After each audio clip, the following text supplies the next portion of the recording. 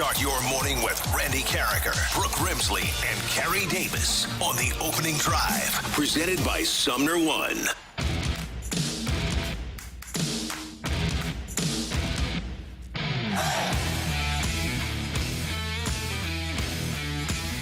Arrive, the number of the day is 5. Here, let's try that again. The number of the day scheduled to arrive. The number of the day is 5. Good morning, everyone, and welcome to the Opening Drive on 101 ESPN. Brooke Grimsley, Super Bowl champ Carrie Davis, Matthew Rocchio, Randy Carricker, and your red hot St. Louis Cardinals. Oh, here we go. Yeah, don't trade anyone, right, guys? Whoa.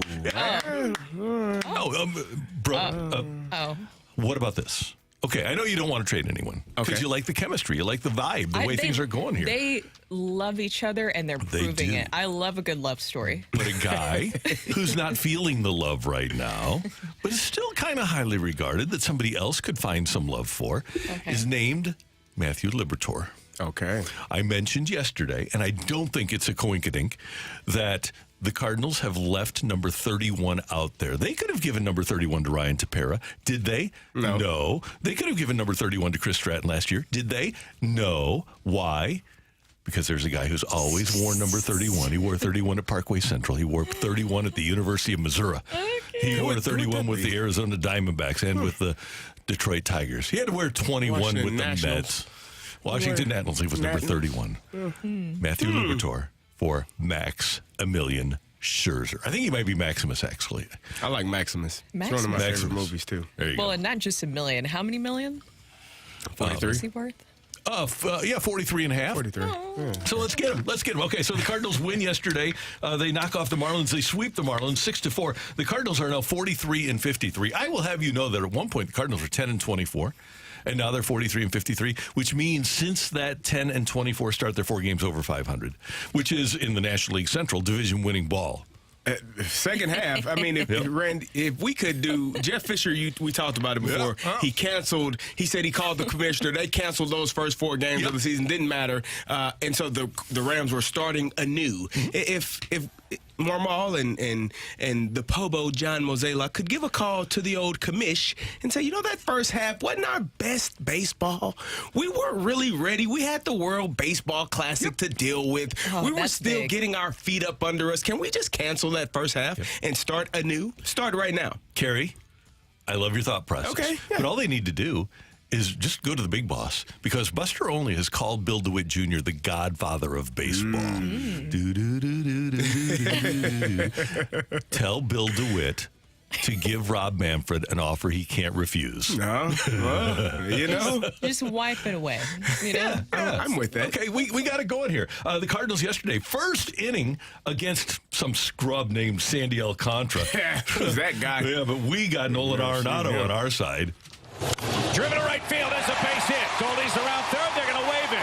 Here comes Sanchez's throw. It's going to be on target. It's going to be late. 1-0 Cardinals. There you go, Chip, on Bally Sports. They weren't done yet, though. You got Lars Nootbaar aboard. You got Nolan Arenado aboard. And you got Carey's guy at the plate. Swing, fly ball center. Myers on his horse. Going back. Track ball. It's gone. 3-run homer for Gorman. And it was 4-0. The Marlins closed it within 4-2. Cardinals built it up to 6-2. 6-4 game in the 9th inning. Fly ball right. Burleson's there. How sweep it is. The Cardinals take care of the Marlins. 6-4 is your final score. What a homestand for the Redbirds. They are spectacular now. Brendan Donovan goes 1 for 5 with a run scored. Goldie gets a base hit with a run scored. Nootbaar with a base hit, a couple of runs. You had Nolan Arenado going 2 for 4, his batting average up to 288. Gorman with the home run goes 2 for 4 with the 4 ribs. And again, the pitching is solid. Dakota Hudson, if he goes twice as many innings, he's got a quality start. He does go 3, though. Some guy named Zach Thompson pitched. Who is that? I never heard of him. He pitched in a long time. Yeah. Is this his? Where did he come from? I don't know. Is he a starter? Point Is of he procedure, Randy. bullpen? How is Dakota Hudson going to go 6 innings when it took him 66 pitches to go 3? That would be 120, 134. Yeah. 132. Okay, 132. Fine. It's cool. You can do it. Nolan Ryan did it all the time. All right. Right. What are we talking about? So, and he'd also get 2 strikeouts in those 6 innings. Well, maybe. Possibly. How many walks? Don't you Did he have any? double it up? 0. Oh, there you go. Yeah, 2 straight. Now you're cooking. Yeah, we are. So Zach Thompson pitching for the first time, I think, since 2014. Pitched 2 strong innings. I haven't seen him in a while. Yep. No. Palante with a shutout inning in 2/3. Ryan Tepera, who they didn't give 31 to, allows a run, so he's been consistent in his Cardinal outing. That's not the consistency we're looking for. I'm just saying he was consistent.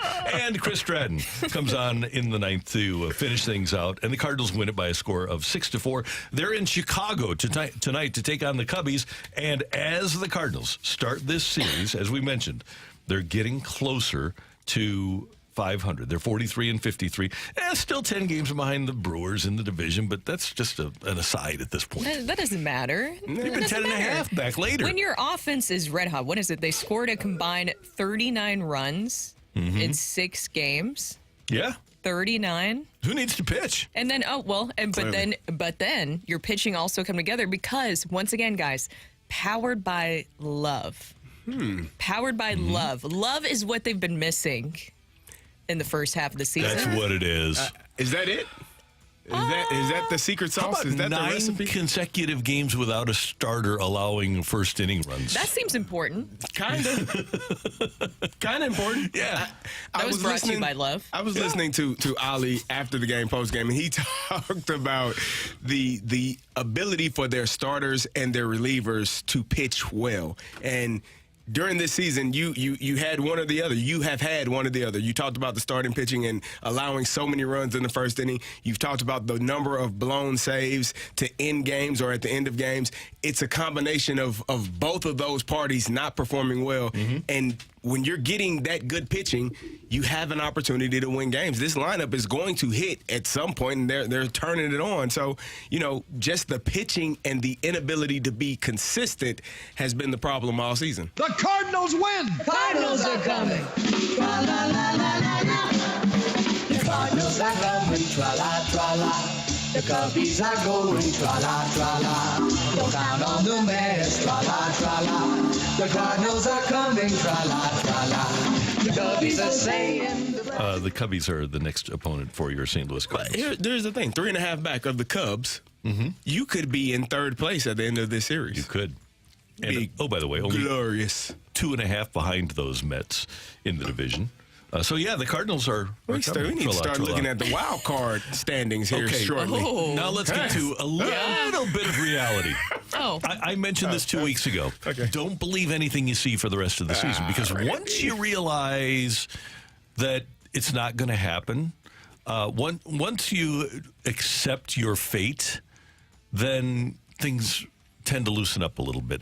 Here's what'll happen. If the Cardinals start to feel it and they get into a wild card race, they'll tense up again and suck again. You're going to win 40, or you're going to win 60, you're going to lose 60. It's what do you do with the other 42 games that count? And the Cardinals are going to win 60, and they're going to lose 60, and you get to beat up on the Nationals, and the Marlins were a nice little story.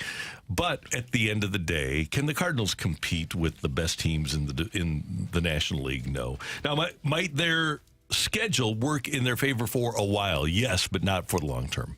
I agree. I think that it's very nice to have this moment, and it feels great. I love it. You just wish that you would have seen it, I don't know, maybe for 4 months even prior. 3. I mean, 3, just a little bit sooner than this, because I think for John Mozeliak to go out there and address the media members and say, look, like, we are going to have to move some pieces, I think that says a lot of what he even sees, that it's not just us, it's not just the fans being frustrated or the media being frustrated. They're also seeing some things as well where you have to turn the page and look ahead to 2024. Of course, you want these guys to keep trying, and they will keep trying, and maybe it is some of that alleviated pressure that is allowing them to play like they're playing right now, but there's still so many things that you have to address moving forward that you can't just say, well, we'll just leave it as it is and just see where this goes. That's why I say don't trust it, Kerry. Well, I don't know if it's alleviated pressure. I think it might be more pressure now than what they've placed on themselves prior to, because Miles Michaelis said it, we have to play better or our friends aren't going to be here. And Why I don't know didn't they do that earlier then? I don't know if something just finally, we stink. Like, we're really bad. Like, I think that this team has felt the entire, because of the division that they're in, we're good. I mean, we're 12 games back, but so what? They said that for a long time. They said it for a long time. It's not, we're not panicking. We're not pressing. Oh, wait. Yeah, we are getting to the latter half of the season, and we probably should play better.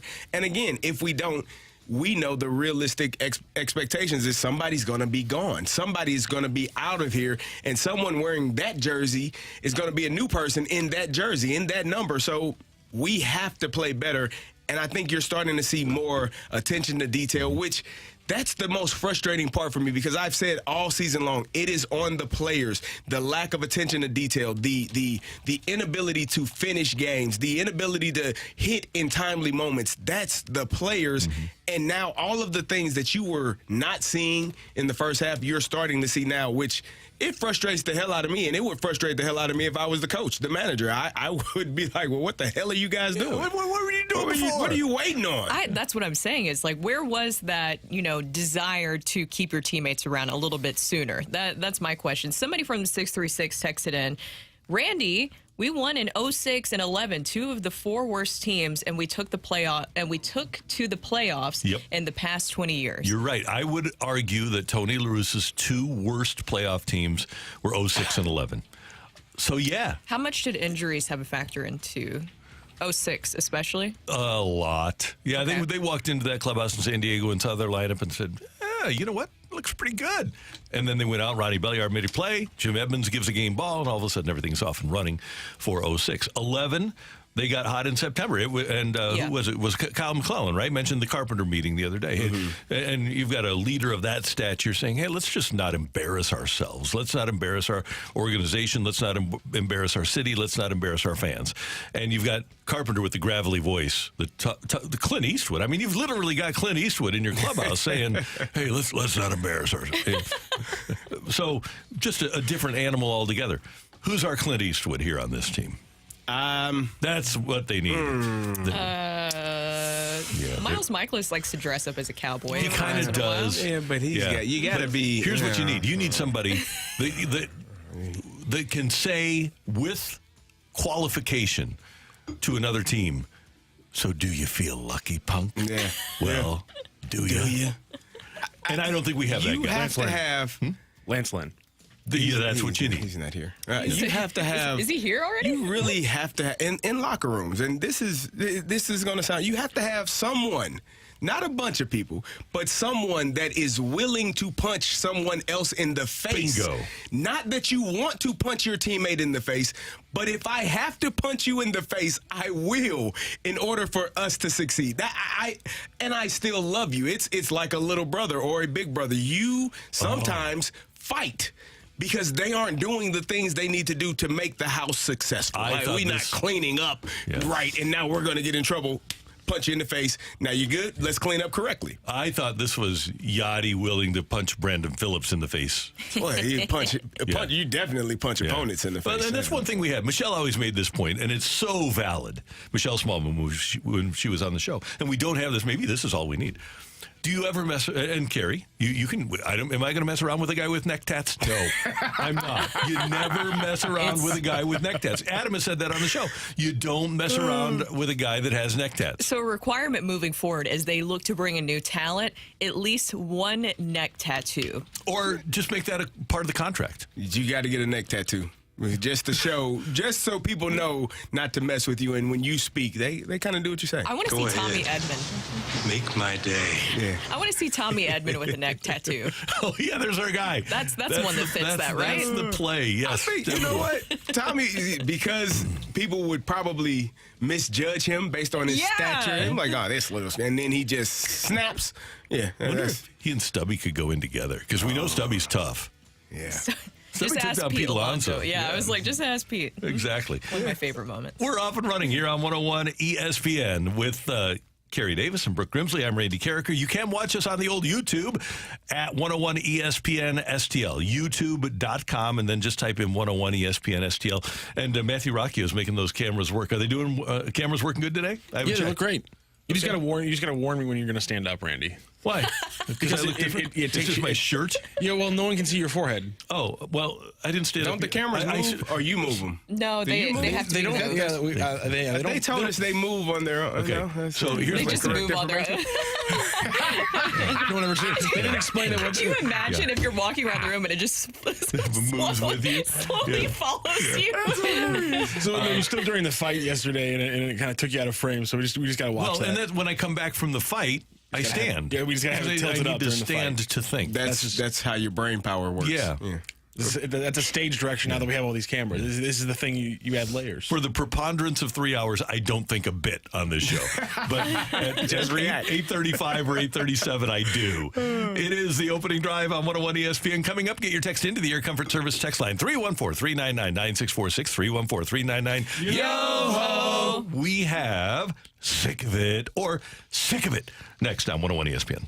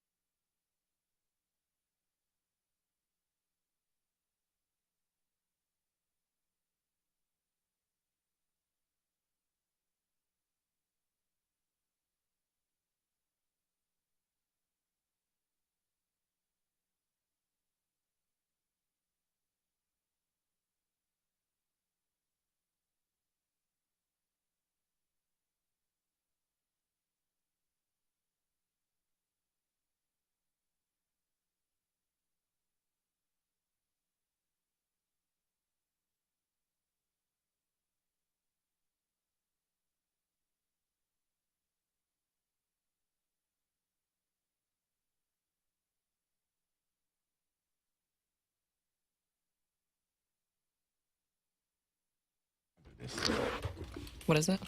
Lottery. Oh.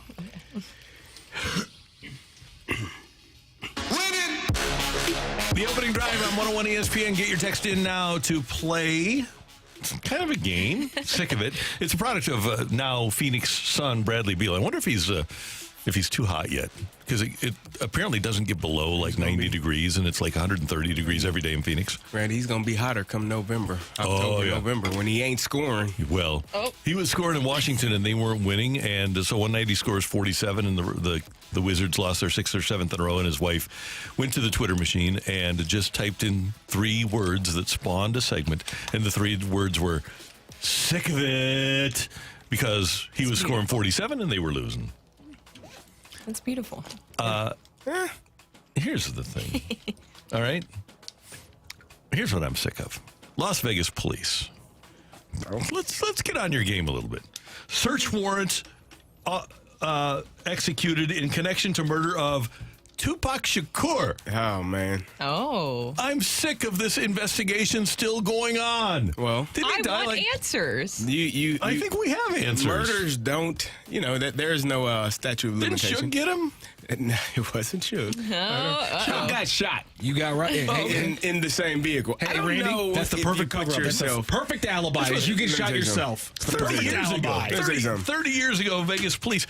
Ain't no way. Vegas police, 30 years ago. And you're executing a search warrant now. This is investigation. Sick of it. Have you? I like to watch Law and Order SVU. They have the cold case files where they. That's my show. I will. I've watched. I love it. Who's your favorite ADA? Oh, right now, you know what? I like Rafael Barba. That was my favorite. I like Carisi right now. He's the man. But Barba was Connie Rubirosa was my favorite. Really? Yeah, assistant district Barba attorney. was my guy. Okay. All right. Cool. You know what I'm sick of, Randy? We were just talking in the break about the. I love you guys. I do. I appreciate waking up every morning and spending 3 hours plus with you all. You all are amazing people. Some of the best people on the earth. I feel a butt coming up here. However, I'm sick of not winning the damn lottery. $1 billion. I promise you, I wouldn't. Well, I would change my number, but you all would get it. I would change my number. But I'm sick of coming to work every day knowing that I didn't win the lottery. And somebody in Los Angeles, California won $1 billion. $1 billion. Yeah. If you guys didn't see last night, somebody did. They won $1 billion. And I'm saying a little bit of a conspiracy theory. Wasn't California the last place that somebody also won the billion with the jackpot? The taxes are really high, so Cali gets a nice chunk of change with that. I don't want to do that. There's something suspicious. I don't want to do the conspiracy theory. I love a good conspiracy theory. I can't. So your odds, where it makes sense. Yep. Not when it's crazy lizard people. I'm out on those. the odds are 1 in 292 million, right? Okay. So you're Stan Kroenke and you have $13.5 billion. You say, you know what? I'll just buy every combination of 292 million. I feel like maybe there should be a cutoff. If you're already worth a lot, then maybe you shouldn't be allowed to. And I'm sure he doesn't even worry about it, right?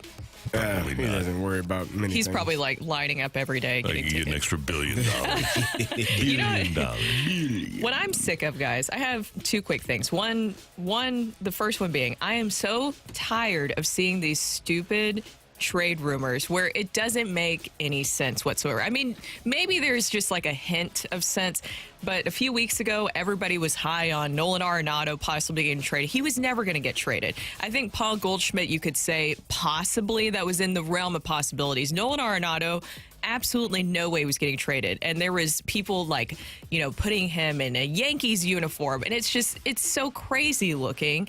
And to have that on social media. And then last night I get on social media and I see Shohei Ohtani in a Reds uniform. And I'm like, in what universe would this be happening in? That Shohei Ohtani is going to go to Cincinnati. I get that possibly he could be, a rental player. There's no way that he's going to Cincinnati and eating Skyline chili, right? That's a great point. He'll just avoid the Skyline chili altogether. He just wouldn't show up. And most people do not like it, except it's kind of like emos here. Okay. It's most people from outside of Cincinnati don't like it. People in Cincinnati are really proud of it. Same with emos. But everybody should love emos. Everybody has their thing. My second thing that I'm sick of, that just real quick, I'm sick of fake kidnappings. We're talking about crime stories, different things like that. This past weekend, if you guys haven't been keeping up, it's a very interesting story where a woman said she saw a toddler on the side of the highway and then she went missing for 48 hours. It wasn't real. Yeah, she was Googling Amber Alerts and she was Googling keywords taken. for being kidnapped and it's unfortunate. I don't get it. It's unfortunate. Supposedly she wanted to get back at her ex-boyfriend. Is what the rumor on the street is. That went Carly Russell. Well, it did not go great. Well. You think you go to jail for that? Filing them. I don't know if you did she file the report? Did she? You should. You should. I think the Papini I was telling you guys about, the other woman who faked her kidnapping, she had to go to jail, I believe. Yeah, you should go to jail for something like that. I think it'd be funny if somebody did like a fake kidnapping like that, and then nobody called the police or anything. Oh my God! Hey, Randy. They got you. They're just like watching news. Sorry. They're watching the news. They're like, "Why is nobody talking about me?" No one cares, unfortunately. Matthew, what do you got on the text line? We got a good pair right here, so I'm going to read the first one. Sick of it, Kool-Aid drinking STL fans. I love Kool-Aid. The red Kool-Aid is the best. It is. Oh, yeah. It is. My favorite Kool-Aid is the one who plays for Alabama. Yeah. History. The cornerback. Why do you not like Kool-Aid? Who could not like Kool-Aid? I grew up like on Kool-Aid. Kool-Aid is find it delicious. I haven't had it in a long You time. said I'm proud of you too, Randy. You said red because that's what we call it. We don't name it flavors. We call it the colors. Yep. What's that purple stuff? That purple Gatorade over there, purple Kool-Aid. Yep, that's it. And on the other side, I'm sick of Cardinal fans that have given up on this team. We have 13 games left against Cincinnati and Milwaukee, all in September. Look at us. Of our next 41 games, 29 of them are against below 500 teams. That leads us right into division games September against Cincy and Milwaukee. I'm telling you right now, we can win this week division. I love it. That's what I'm talking about. I don't. Boo! What? We won 5 in a row, Randy. Isn't that our longest win streak of the season? It is. That would be the No, longest. It's longest tied Is for it? the Yeah, longest. I think it is the longest. Yeah. So they'd only ever had 4 game win streaks up until yesterday. That's Look something. at us. We're going to run out of numbers here for the number of the day. Oh, I don't think what so. What number do we get to? 12? I think we can go higher. There might be like a 12 probably. Yeah, sorry, I don't- We'll come up with We something. haven't gone higher than 12, I My don't knowledge think. of Sesame Street's not that deep anymore. Oh, So sick of motorcycles bobbing and weaving in traffic, cutting the line to jump out front at a stoplight. What happened to the kid on 270? Did he survive the other night? 18-year-old What? kid I was didn't see bobbing that. and weaving through traffic on his fast motorcycle and fell and was seriously injured. I don't know if he survived that. his Oh. little accident or not. It did throw me off, like whenever. It does that a lot when you have bob and weave with your Yeah. motorcycle. Throws you off. Yeah, no. Well, yes, it does do that. But when people don't wear helmets, Oh, yeah. in Tennessee, it's a law. And so when I moved out of the state and I just saw people riding their motorcycles without helmets, I'm like, why? It makes me nervous for them. They are nervous, though. That's I the know. thing. That's what freaks me out. They do whatever they want to do. Yeah. You know what? Can we talk about Jim Edmonds? Because I love Jim Edmonds on the, Jimmy on the Baseball. broadcast. Some people don't. I think think he- he's starting to win some more people over. And sadly, the young man did die. Sorry. Oh, thank you for that update in the middle. Right. Jimmy. You got to finish what we started there. Okay, go ahead. Jimmy Baseball. I had to Baseball, Google. because if you really, sometimes we listen, we have to really pay attention to the message. Jim Edmonds is a wealth of knowledge. He knows so much about this game. Now maybe his delivery, it doesn't get to you in the manner in which it's not packaged up in this pretty box. It's just, here, take it. He's gonna tell you, but it's true. It's awesome. I learn a lot listening to Jim Edmonds on the broadcast. Jimmy Baseball is a baseball savant. He's very intelligent. Like, he understands the game in a way that a lot of people don't. And if you pay attention, despite all of the other Jim Edmondisms, you'll get some But I some great love information. the Jim Edmond is that's- because that's it's so funny to uniquely me. him. It's the whole package, isn't it? he's It really is. Yeah. clearly not aware of some of the things he says, which is awesome. Yeah, makes it fun and entertaining. Thank you very much for your texts. We do appreciate them. I was giving the news, guys. I apologize. That's so sad. That's what Mike T used to say. I don't make the news. I just report it. Just report it. Yeah. Coming up, Greg Amsinger. He had a fun game last night on MLB Tonight, and we will talk to Greg, MLB Network's lead anchor, next on 101 ESPN.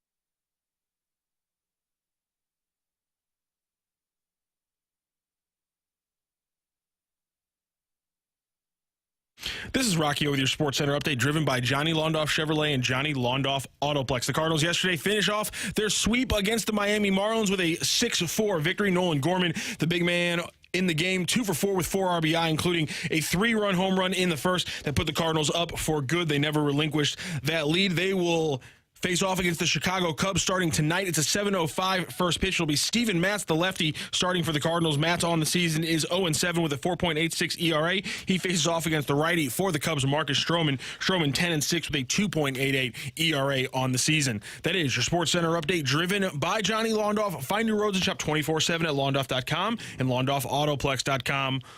Are you kidding me?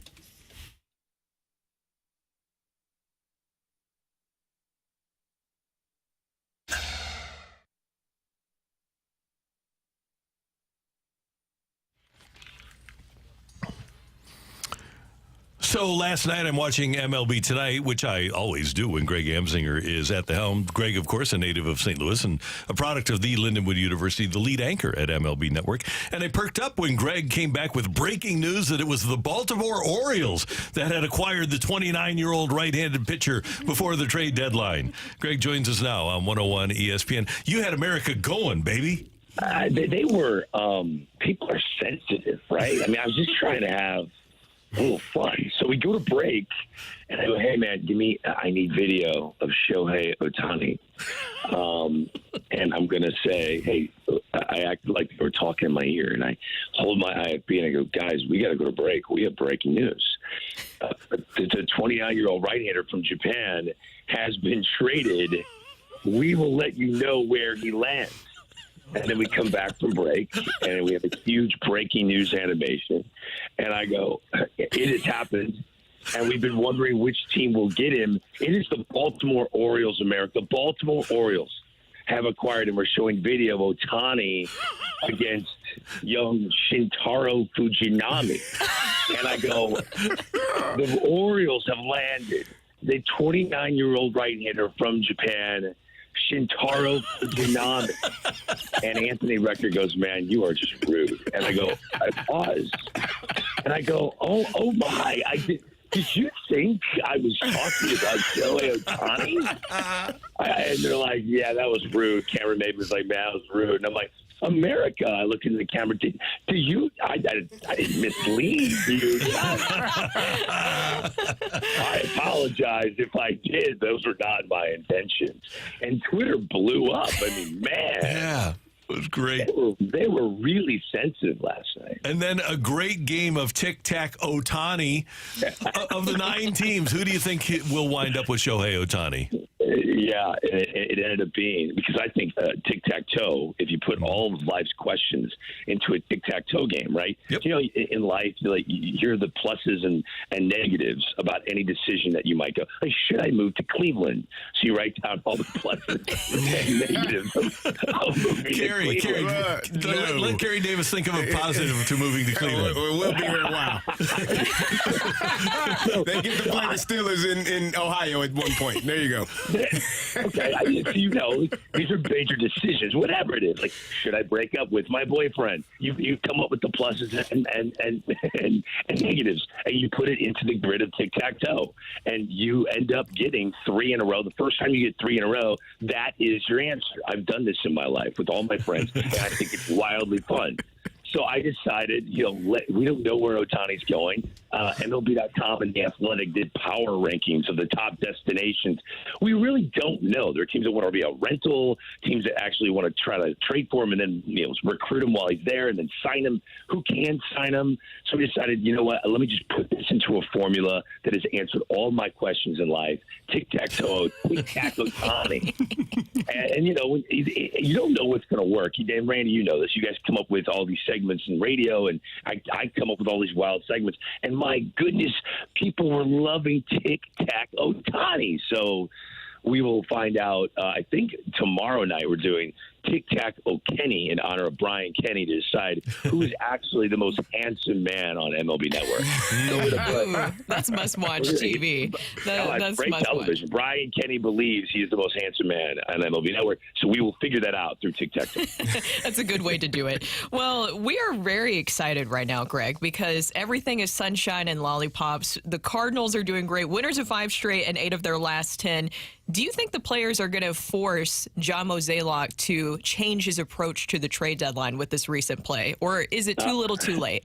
You know, I talk so much trash when I'm on television, even though I guess I do when I'm on. But when I'm talking about the Cardinals, I talk a lot of trash to my friends, like as I'm walking around the office, and I'm like, hey, remember 2021? Cardinals won 17 in a row, and like, oh, come on. I'm like, what time out? When you play golf, and you're like, whoa, this is a really tricky shot. I'm a par 5. I want to get on a 2. I'm 231 yards away. Do I have that shot in my bag? And then you remember playing golf with Randy Carricker in 2021, and you're like, I actually hit a 3-wood on accident, 231 yards to the front of the green. You know that shot is in your bag. You haven't done it. But am I pulling out the 3-wood or am I laying up with a pitching wedge? I know it's in my bag, so I'm going to go grab the 3-wood and see if I can wake up the ghost. And right now, I think the Cardinals have enough talent on their roster based on the schedule they have remaining to wake up the ghost. Do I think they can deter John Mozeliak of taking advantage of an opportunity? And that's what this is. Even when you're bad, it's an opportunity. The trade deadline is an opportunity to make your roster better for next year. And he's definitely not adding, but you could see a situation when I remember when the Yankees traded Andrew Miller, Aroldis Chapman, and they got better. They literally had a better record after the trade deadline, and Yankee fans were livid. It was the first time many of them have ever experienced being sellers at the deadline, but they ended up getting Gleyber Torres, and they bolstered their roster. I think the Cardinals are going to sell. I think guys are going to get traded. I don't think they're going to add any major pieces, but don't be shocked if young guys get an opportunity and the core stays and remains, and they actually continue to play really well down the stretch. Greg, you have your untouchables, who I would name as Goldie, Arenado, Walker, but then there are 2 players that have been talked about potentially being traded, and that's Jordan Hicks and Nolan Gorman, who I think are untouchable as well because of their potential superstardom. What do you think about their future here for the Cardinals? I think you got to move Jordan Hicks. Jordan Hicks is a guy that you're going to get talent back in return for. His ability to just garner velocity and hold on to it, and it's easy velo. There are so many teams that want an arm like that. And I'm with you. I think Jordan Hicks has a really bright future in the sport, but you've given him a really hefty opportunity in St. Louis to show what he can do on a regular basis. I think it changes scenery. Yes, he can find superstardom, and you might have egg on your face if you trade him away, but it's such a coveted thing, swing and miss velocity, especially for teams that want to win the World Series. They're going to pay a hefty price for it. Nolan Gorman's a tricky one. Based on the guys that you're sort of committed to, he doesn't have a position. Now, if you hold on to him for one more year, Paul Goldschmidt's got 1 year left after this one on his contract, you could dream on him being the first baseman of the Cardinals for years to come. He's still only 23 years old. I think trading him would really be a tough decision to make. I think he's a young guy that once you move him down in the order, he ends up hitting 3 home runs in 2 games. You move him up to the 5-hole like he did yesterday. He has another big game. At 23 years of age, a guy that doesn't play every single day, doesn't have a home defensively, and now because of Donovan's injury has to play the field and he's not DHing, he's still on pace to hit over 30 home runs and driving over 100. So what is his ceiling? No one really knows. He could – I got to tell you, Jim Thome said, man, he kind of reminds me of myself when I broke in with Cleveland early. I was a third baseman. They really didn't want me to be there, bounced me around, and Jim had power, but then really grew into his caveman body and hit a bunch of bombs. So I think that's Nolan Gorman's future. Nolan Gorman to the White Sox for Dylan Cease. Who says no? Oh, man. Dylan Cease is discussed an awful lot, and I get it. I don't know how you trade him away. I know his season, after his terrific season last year, has been disappointing. But like I said with Sandy Alcantara is the reason the Marlins won't make the playoffs. If the Marlins don't make the playoffs, the reigning Cy Young Award winner, who, if the season ended today, would have the highest ERA of any reigning Cy Young Award winner, is still the most coveted asset of his organization. You'll never hear that again. A guy that's having a terrible year, who will be the reason his team doesn't make the playoffs, is still the number one asset of his team. He would get more talent if you traded him than anyone else on that, including Luis Suarez. That is a fact. His contract is so financially efficient that so many people believe in Sandy Alcantara. I believe the same thing with Dylan Cease. His spin rate is down. His velo is a little bit down, but you got to believe it's not that far away from getting it back. And if you're the White Sox, you want to build around someone. I think Dylan Cease is your ace. You trade Lance Lynn, you trade Lucas Giolito, but I just cannot part ways with a talent like Dylan Cease. Cease and Alcantara, that's the only way I'm moving a guy like Nolan Gorman. I need to get a controllable, young starting pitcher that's a stud. I completely agree with you, because you know what you need if you're the Cardinals, and that is a guy that's going to lead your rotation. Because we all dreamt for years on Jack Flaherty being the ace, and at times he has been the ace of the Cardinals, but I think everyone knows that his time in St. Louis is coming to an end. So who's the next guy? When you don't have the next guy, I mean, there's talent in minor leagues, but you need to go find that guy if you're actually going to do what everyone assumes you're going to do, and that is keep the core together to try to make another run next year and win the Central. What do you think about the rumors of Dylan Carlson possibly being dealt? I know that I saw a report that the Yankees were interested in him. It makes sense. Just unfortunately hasn't put it all together. And he's one of those guys you just kind of know. Like, he almost has to grimace and look away and make the trade, because it just feels like he's going to figure it out with someone else, right? It just feels like it's like Mickey Moniak. Right? Mickey Moniak, number one overall pick, the Philadelphia Phillies, and struggled through the minor leagues. They still brought him up to the big leagues because they didn't want the egg on their face for drafting this kid, one of one, and he can't hit. And then he gets to the big leagues and he swings and misses, and you're like, oh, my goodness, we're going to have to move this guy. And eventually it looked like he was starting to come together. He got injured right before opening day yesterday. You trade him to the Angels, and now you're seeing the kid break out. He's hitting over 330. It looks like he's going to be a star. The Angels love what they have. That could be Dylan Carlson, man. Dylan Carlson could be Mickey Moniak 2.0.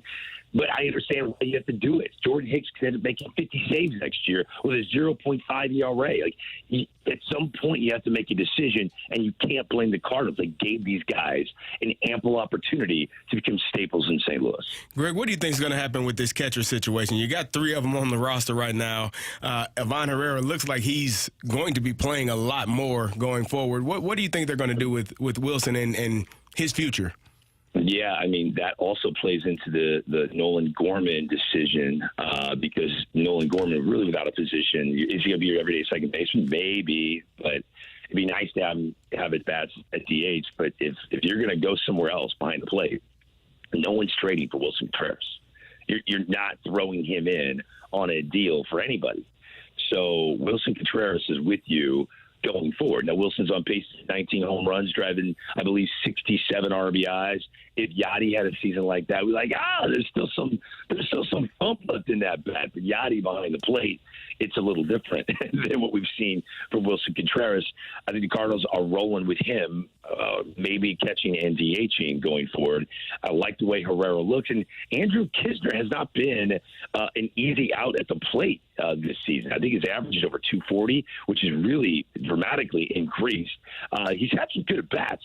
And when you watch him with BP, you're like, whoa. It's like when I was in the 80s, I couldn't believe that, Mark McGwire said that some of the most thump, I heard this this week in baseball maybe, some of the most thump of any guy in BP he ever saw was Dade Valley who was just like, Dave's a friend of mine. Like, a catcher for the Seattle Mariners had as much power in BP as Jose Canseco and Mark McGwire. Like, wow. When you watch Andrew Kisner take BP, you're like, it's the 231-yard three-wood that Greg Amsinger accidentally hit playing golf with Randy Carragher. He's got it in him. So maybe, just maybe, he's still in the running to try to take over that spot. Okay, Greg, I got some curiosity here. Number one, tomorrow for Tic Tac Kenny, is Mike Lowell on the list? Because it's over if Mike Lowell's on the list, right? No, he's definitely going to be on the list. I mean, the guy looks like George Clooney, and he's a World Series MVP. Of course he's on the list. Yeah. Okay. Is the voting open to the public? Like, can I vote for you? Oh, that's wonderful. What a wonderful friend you are. I would encourage it from everyone in St. Louis. But, this kind of reminds me, and the answer is yes. I'm going to send it all at PleaseAct19 because I love when he's on date night and his phone starts blowing up. He doesn't know why. And he's like, people are saying that Brian Kenny isn't the most handsome guy. Why are they saying that by social media? So I just throw it all at PleaseAct19. You can vote there. But it reminds me of my senior year at the great St. Charles High School. And I was really hoping that I would win Best Looking. Truly was hoping during senior superlatives. I have no shame. I don't care. I knew I wasn't going to win Best Athlete. I knew I wasn't going to win that. That was going to go to my friend Dennis Tankersley. So I was really gunning for Best Looking or maybe Best Hair. Do you know what I walked out of there with? I got a sash, which is an honor. I know not everybody gets one. I walked out of there with friendliest. What? Friendliest? So here I walk up, all mad, wearing a sash that says friendliest. My friends just gave it to me hard, man. Like, I couldn't take that sash off fast enough. But anyway, go ahead and vote for me. Okay. Yeah, vote for me in St. Louis. Darling is a handsome guy. He's a darling. Oh, man, I forgot about him. Yeah, Roflo. He's an X Factor. Yeah. He is Matty D's a handsome guy. He is. You know what I mean? Yeah, Matty D would make the cut. Yeah. Cameron Maben demands to be on it. Yeah, and you know what? That's legit. That's legit. But Cliff Floyd just recently turned 50, but he still believes he's 20, so he needs to be on that list. Yeah, he looks great too. He looks great. He does. He does. And Anthony Recker looks like Superman. Like, he literally looks like he could go into a phone booth and come out with a cape on and fly away. Greg, so this actually happened last night at my house. We're watching MLB Tonight, and Recker's on, and I said to Patrick, "Who's that guy?" And Patrick said, "Oh, it's Anthony Recker. He's good, man." Yeah, I pulled him aside because some of these guys want to ask me about TV, and I go, Anthony, I got to be honest with you. Did you win a Gold Glove behind the plate? No. Were you ever an All-Star? No. But I don't remember Kirk Herbstreit leading a 2-minute drill in the Super Bowl, right? Like, I don't remember Kirk Herbstreit throwing for 500 yards and breaking records at Ohio State in football. Kirk Herbstreit is the gold standard as an analyst in college football, and I really think Anthony Recker has an upside like that. He is literally that good.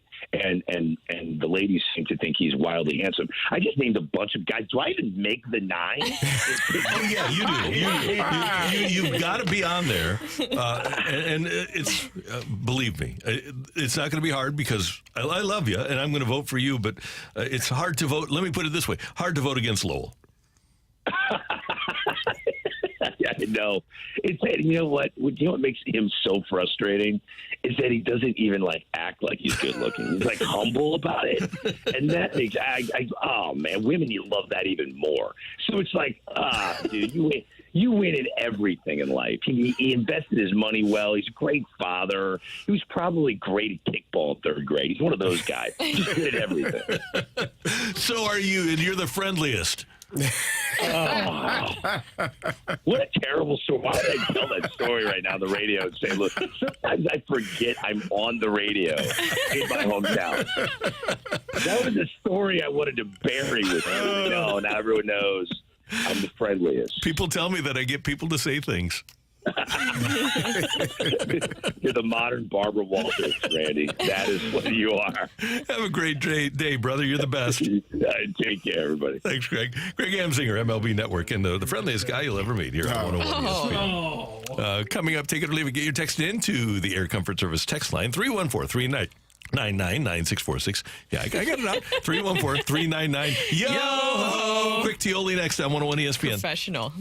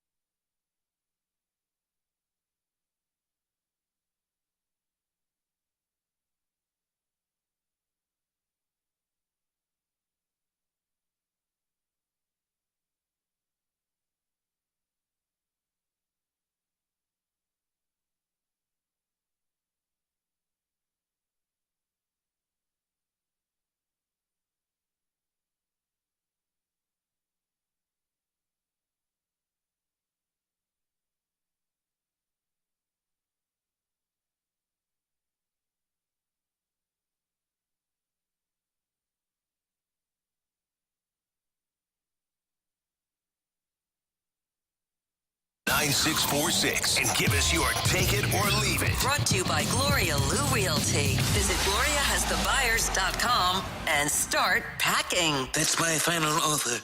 Take it or leave it.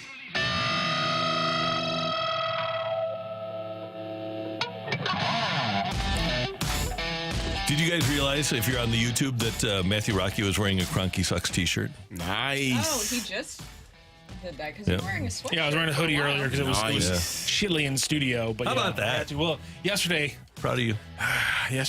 didn't go well for our boys on the All-Stars. No, 5-0, huh? Well, yeah, Clean cheater. Parker got tagged for a handball in a box that gave him a penalty. Berkey got hit for a absolute golazzo, like in the 4th minute by Arteta. It was not great. As Holly would say, blanking brutal. All right. Brooke, you can sit this one out. Somebody named Joe Manganiello has filed for divorce from Sofia Vergara. Let me say this again. A man filed for divorce from Sofia Vergara. Take it or leave it. WTF. I'm going to take that. WTF. However, when I see stuff like that, I often wonder, sometimes what it's like a Ferrari with no engine. You don't know. It looks good on the outside, but maybe it doesn't run well. I don't know.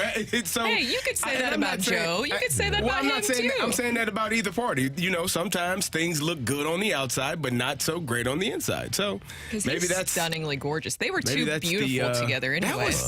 And they were so happy like 4 years ago when I saw him on one of those Tonight shows. They grew apart, they said. They started like hanging out, it was just kind of that thing. I like Joe because he's unstoppably good looking for a guy, but he's also a giant nerd who every time he comes on a talk show talks about Dungeons and Dragons and stuff like that. So I respect the fact that he was able to pull that off. They were just too beautiful together. That's what tore them apart. That's what it was. Yeah. So anyway, guys, usual tore them apart. Sophia's out there for you. That's what I'm saying. Well, we were talking to Greg Amsinger, and he said Jordan Hicks could potentially be traded, and he also mentioned he may end up with 50 saves. So let's say he has 50 saves. Take it or leave it. Saves. Jordan Hicks has Cy Young potential as a reliever. Only 9 in the history. Yeah, I'm going to leave that. I would love for it to happen, but I'll have to leave it. How many saves does he have right now? 10? 9? 10, yeah. 10? When did he get the He's like, what, 40 closer short? role? I think his career high is 19 saves. He's never been consistent or healthy on a regular basis. If he's your everyday closer. Mm-hmm. He could do pretty well, but I don't think he'd win a Cy Young in this day and age. It's going to be hard. Yeah. But you know what? He can make a lot of money. He could get a Kenley. A whole lot of money. And somebody, nice. I would think, the comp I made yesterday was after Joe Kelly had gotten traded to Boston from here. Now, granted, Kelly played from here to Boston. Kelly played in the World Series. But if Hicks goes somewhere and lands in a World Series, he could get a 3-year, $30 million deal very easily, maybe $440. It's going to be one of those trades. You look back. It makes me think, take it or leave it, because I've always thought about this. If you're picking a sport for your child that you're going to push them in the right direction, just seeing these giant contracts and the potential that pitchers can get, do you start to, take it or leave it, do you start to force your kid to be left-handed? Yes. Knowing how valuable left-handed pitchers are? I have thought if some parents have started to do that, just seeing how, especially if you're a left-handed pitcher, seems like you can keep your career longer and your value is always going to be pretty high as long as you're semi-decent. Yeah, absolutely. Or tie that right hand behind the kid's back. No doubt about it. Yeah. Matthew, what do we got on the text line there? Take it or leave it. Yadier Molina and Albert Pujols are on the Cardinals coaching staff before they're Cardinals Hall of Famers. Leave it. You said what again? Sorry. Albert Pujols and Yadier Molina are on the coaching staff before they're Hall of Famers. So Albert has married the daughter of the president of the Dominican Republic who has like billions of dollars and moved back to the Dominican, I understand, although he's doing the work at Secaucus for MLB Network. No, I think Albert has probably moved on from the idea of coaching for whatever. A really highly paid coach in baseball these days is making maybe $600,000 or $700,000. LSU stole the Twins pitching coach to pay him more in the SEC. The MLB does not pay their coaches a lot, and so no. Are they going to come here to get to a ballpark at 10 in the morning and stay until midnight and get paid? And they would get an exorbitant amount for a coach in MLB of maybe $600,000 or $700,000 a year. Are they going to do that? No. Nick Saban making like $10 million a year. Yeah, highest paid.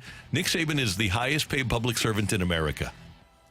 God, that is insane. The thing that's interesting is I can see Albert Pujols really just enjoying this part of his life. He's been around baseball for so long.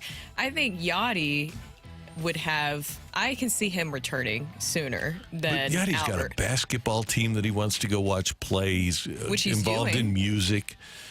He didn't want to leave Puerto Rico last year because he wanted to spend time with his family. I'm saying I can see Yachty coming back a little bit sooner. I can see Yachty. He wants to be a manager eventually. He managed Puerto Rico in the World Baseball Classic. Does he want to be told what his lineup is going to be? No. So if there's an opportunity, though, I can see him 100% doing it. I see him coming back to baseball sooner than Albert Pujols obviously Albert's doing broadcasting. In uniform. Yes. Yeah. I'm with you there. I agree with that. Take it or leave it. 8 under travel sports should be banned just for the fact of how serious parents take it. Take it. Well, I'm over here talking about make your kid left-handed, so yeah. But that's just tying his right hand by his back. If you could see the craziness that comes from adults as it pertains to youth sports, there's a reason why we are having less referees than we have had in the past because parents are crazy. There's a reason why kids burn out by the time they get to high school because parents are crazy. Do better, parents. Be a better parent to your child in terms of, you can push them to a degree, but just don't overdo it because there is a fine line. I don't think 8 years old, you should, some of the stuff I hear and see, and it's terrible. You got 8-year-old, 9-year-old kids playing 30 football games a year. That's too much. That takes I'm not away the fun because in sports psychology, they talk a lot about that. You're going to kill your body. Yeah, well, that too. And also, that's how you experience burnout. Burnout is one of the biggest issues when it comes to children wanting to get out of sports, where the pressure is too much. It's literally meant to be fun at that age. There are a lot of parents that are trying to live their lives through their child. When was it that Patrick Mahomes started playing football? I think he talked about it during this, that he really didn't start focusing just on football until, I think, like middle school or something like that. Yeah. What about if 6th to 8th graders want to find a camp to go to in August? Well, there's one on August 19th at Hazelwood Central starting at 9 a.m. You can go on my website, my Kerry Davis Foundation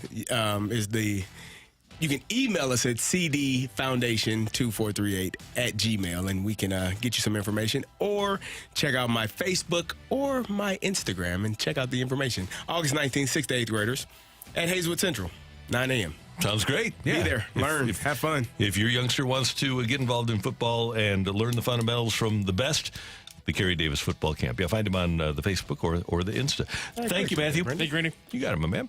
That is Take It or Leave It. Coming up next, could this be another championship run? Could it be 12-23 for the Cardinals? That's next on 101 ESPN.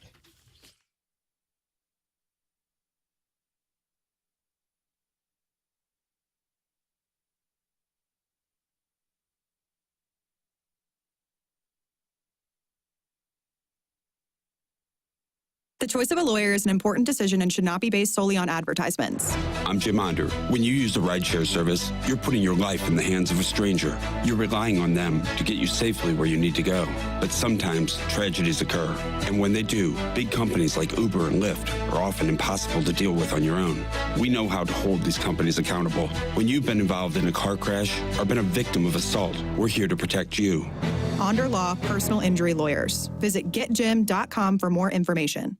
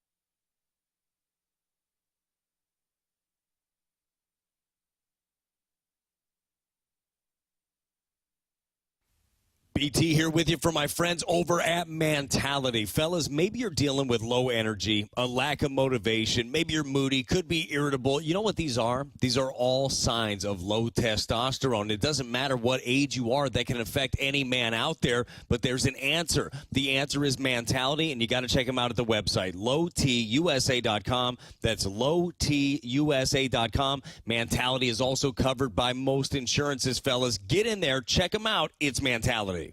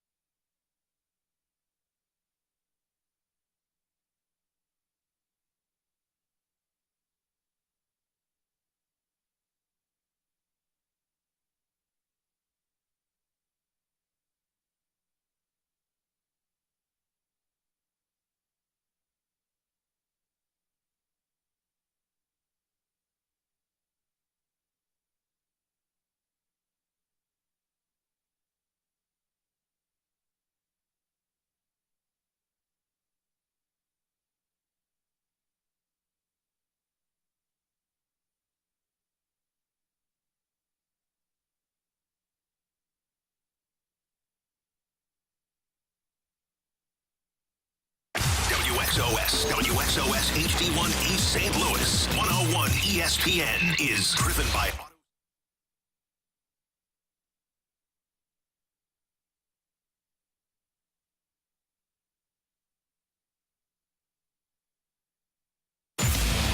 fresh perspective on the day's top stories. It's the Opening Drive's Fresh Take. Brought to you by Schnucks Rewards. Reward yourself. Earn 2% back on every purchase with the Schnucks Rewards app.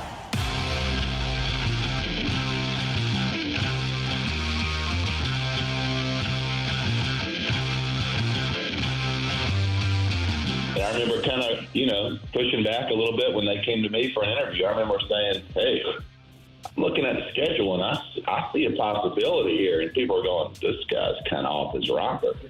But coming back from that far back, it just empowered me, Randy. It just empowered me. Now I'm thinking, shoot, anything's possible. So I just got this problem with belief. I got this big problem with belief that I just can't stop believing no matter what about a number of things. So it's our buddy Adam Wainwright yesterday, Wednesday with Waynos here on 101 ESPN. Happy Friday Eve. It is 8:06. Time check brought to you by Clarkson Jewelers, an officially licensed Rolex jeweler. Brooke, Carrie, Randy, and Adam Wainwright. He was on a team that came back from 10.5 down and wound up doing this. In the air to left, well hit. Back is Craig. What a team. What a ride. The Cardinals are world champs in 2011. That was unbelievable. And it's unbelievable to think that it could happen again, especially as bad as the Cardinals have been. One thing about the 2011 Cardinals is they, after this date, were actually in the lead in the division in late July. Mm-hmm. This team has not been close for a long time. Now, granted, they won their last 2 games before the All-Star break. They're 5-1 since the break. They've won 7 of their last 8 overall. And in their last 9 games, their starting pitching has really settled in. If you're going to go on a run, you've got to get great starting pitching. I would love to have the Cardinals win. I still haven't reached that point where I believe in this Cardinals starting pitching, allowing them to go on a run where they win 17 out of 20 or something like that. Especially on a consistent basis. And I want to touch on 2011 because obviously I wasn't here for 2011. I don't know exactly what that team was like, and to be around it, what was the conversations like around that time? Well, on August 19th, and I remember because it was my birthday, I said, sitting in this very chair in the fast lane, the Cardinals have a 0% chance of making the playoffs. They are not going to make the playoffs. And I was wrong. I will admit that because we just heard that they won the World Series. And that's why I'm so reticent to say they have a 0% chance. I always leave that Michael Jordan door cracked open a little bit, that I might come back just in case. Pretty smart. But with this team, it wasn't the talent level that bothered me. I talked a lot about how I thought the names on the back of the jerseys were way better than the way they were playing. Mm-hmm. But, man, they've been bad fundamentally. But I need to come to grips with the fact, and it is a fact now, that you don't need to be great fundamentally to win in baseball these days. It helps, but nobody's great fundamentally. Well, I shouldn't say that. There are a couple of really good fundamental teams. But if you look at the Marlins, I mean, people talk about how the Marlins have improved so much fundamentally. Well, they've made a ton of errors, and they aren't great on the bases. The Reds, it's unbelievable, and the Reds are kind of scuffling. They snapped a long losing streak last night. The Reds' starting pitching is terrible. They make tons of errors. Even their outlying numbers, the analytical numbers, like defensive runs saved, horrible. A number of outs made on the bases for the Reds, horrible. I mean, I think they've made the most outs on the bases of any team in baseball, and they're in the bottom 5 in terms of defensive runs saved. Fundamentally, they're a disaster area, but they're in a playoff spot as we speak. So maybe my view of what baseball is, because of my history and watching it, isn't what reality is anymore.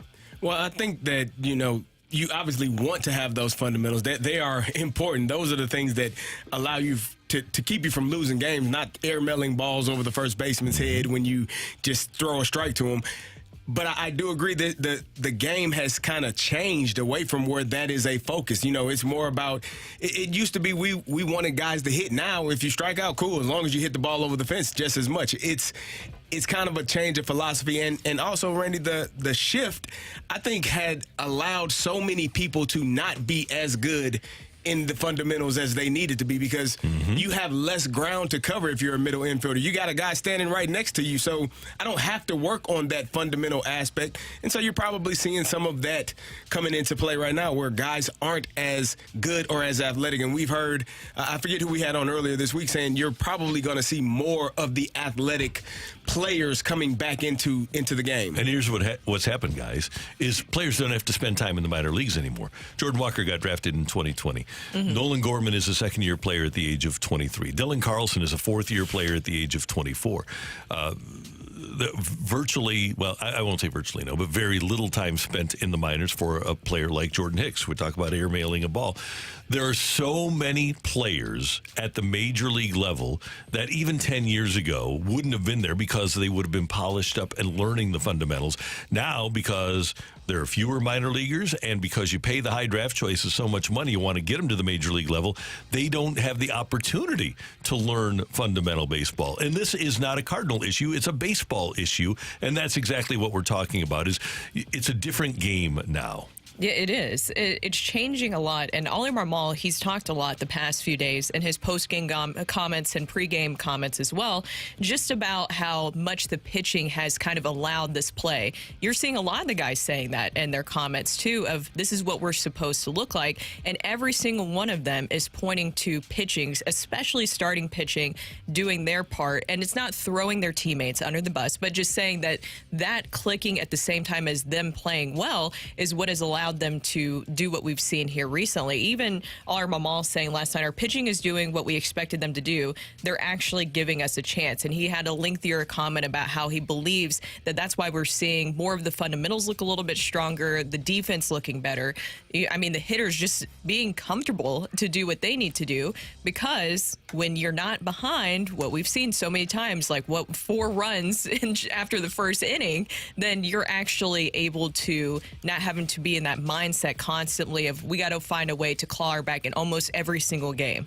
Do you think that the analytics have played a part in that as well, in terms of just bringing a person in and putting those numbers in that spot? You talked about younger players not having to spend as much time in the minors. Well, because the older guys, they don't want to have to pay them, and now you can get a younger guy, fit the number in, it's the same, let's let him play. Yep. But that's where you get that's where the mistakes happen, because it's not just solely about numbers, it's about the person, the player, and how much experience they have and how well they do a certain job. And those numbers generally are offensive numbers that baseball is concerned about when they bring a guy up to the major league level.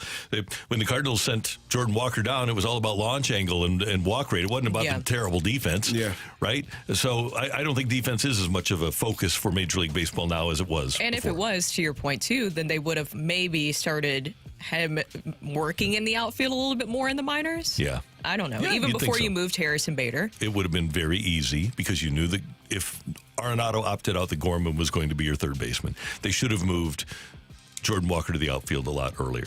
One other quick note. When the Cardinals played on September 5th, 2011, 21 games left, 8.5 games behind Atlanta for that final wild card spot. They were able to pick up 8.5 in the last 21 games. That just does not happen. It's a weird thing that it did. But we also, and here's the point I want to make, because I say I don't have faith in the Cardinals starting pitching. That group had Jake Westbrook, who is kind of like what the Cardinals have right now. Kyle Loesch, who had a really good year. Kyle Loesch, in that year, probably would be number 2 on this team after Miles Michaelis. They had Edwin Jackson on that team, and they also had Jaime Garcia on that team, but they also had the big boy. And if you have Chris Carpenter, in his prime, that makes a tremendous amount of difference. I don't know on this particular team who fills the Chris Carpenter role. If you get into September and you say, I need a win, that guy's going to provide it. I just don't think the Cardinals, with all due respect to the guys they have, I don't think they have that guy. Well, and also I think and this is nothing against Adam Wainwright, but having a healthy Adam Wainwright for the majority of the season, doing what he did, especially last year before September, I think could have put the Cardinals in a little bit of a better role. But not just him, but the other starters as well. You almost need more of that because you need his leadership around more. Because he even mentioned, remember when he was in and out, that he wasn't there the whole time to even, put in all that leadership. Yeah, and that's tough. It's hard to be a leader if you aren't playing. Yeah, and that's what he said. Yeah, I get it. Would you guys take, by the way, and we're going to wrap this up here right now, but a guy who's made 17 starts, thrown almost 100 innings, an earned run average of 3.99, and in those 94.2 innings has struck out 107 and walked 26. Would you take that guy on your team? I would. Welcome, Max Scherzer. Oh, that's your narrative today, huh? This year it is. Yeah. Buy for pennies on the dollar. Matthew Liberatore, Zach Thompson, see you. Are the Mets going to take over some of that salary, or you got to take the whole thing? I don't care about that money. I really don't. Not a, you know what? And it's not necessarily for those pitching numbers either. I want him because he's a psycho. I keep telling you need one. Yep. At least one. Yep. If you have two, you don't want more than two. Because then they get psycho with each other. Then the locker room and clubhouse changes. Now everybody's crazy in there. But if you get two, they can kind of police different areas of the team. Yeah. Coming up next here on 101 ESPN, we've got the Birdwatch. Stick around.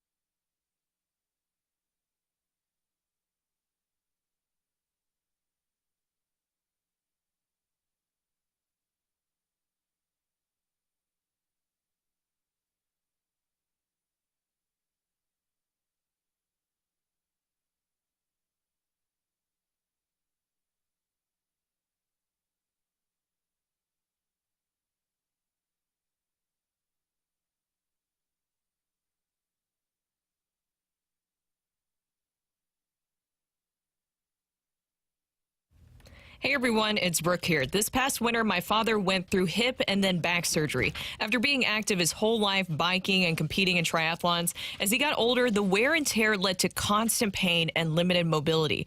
But finally, after getting surgery, he is back to moving around pain-free. He even visited a few weekends ago and he was able to get around great and move around. He says that he wishes he would have done it sooner. You might be in a similar situation, just continuing to put it off, but anyone who has suffered from serious back or joint pain knows how hard it can be to find lasting relief.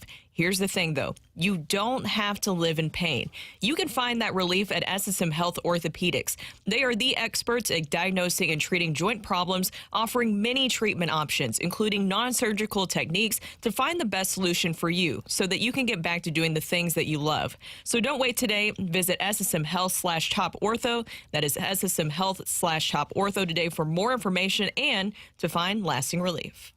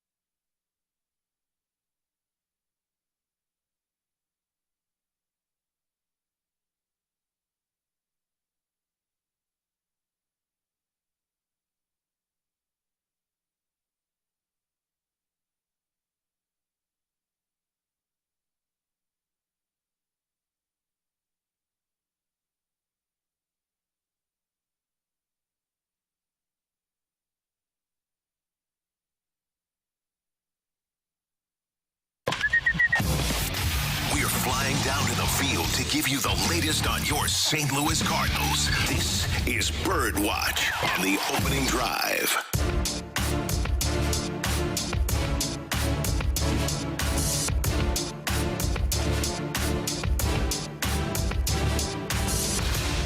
It is time for a Bird Watch here on 101 ESPN.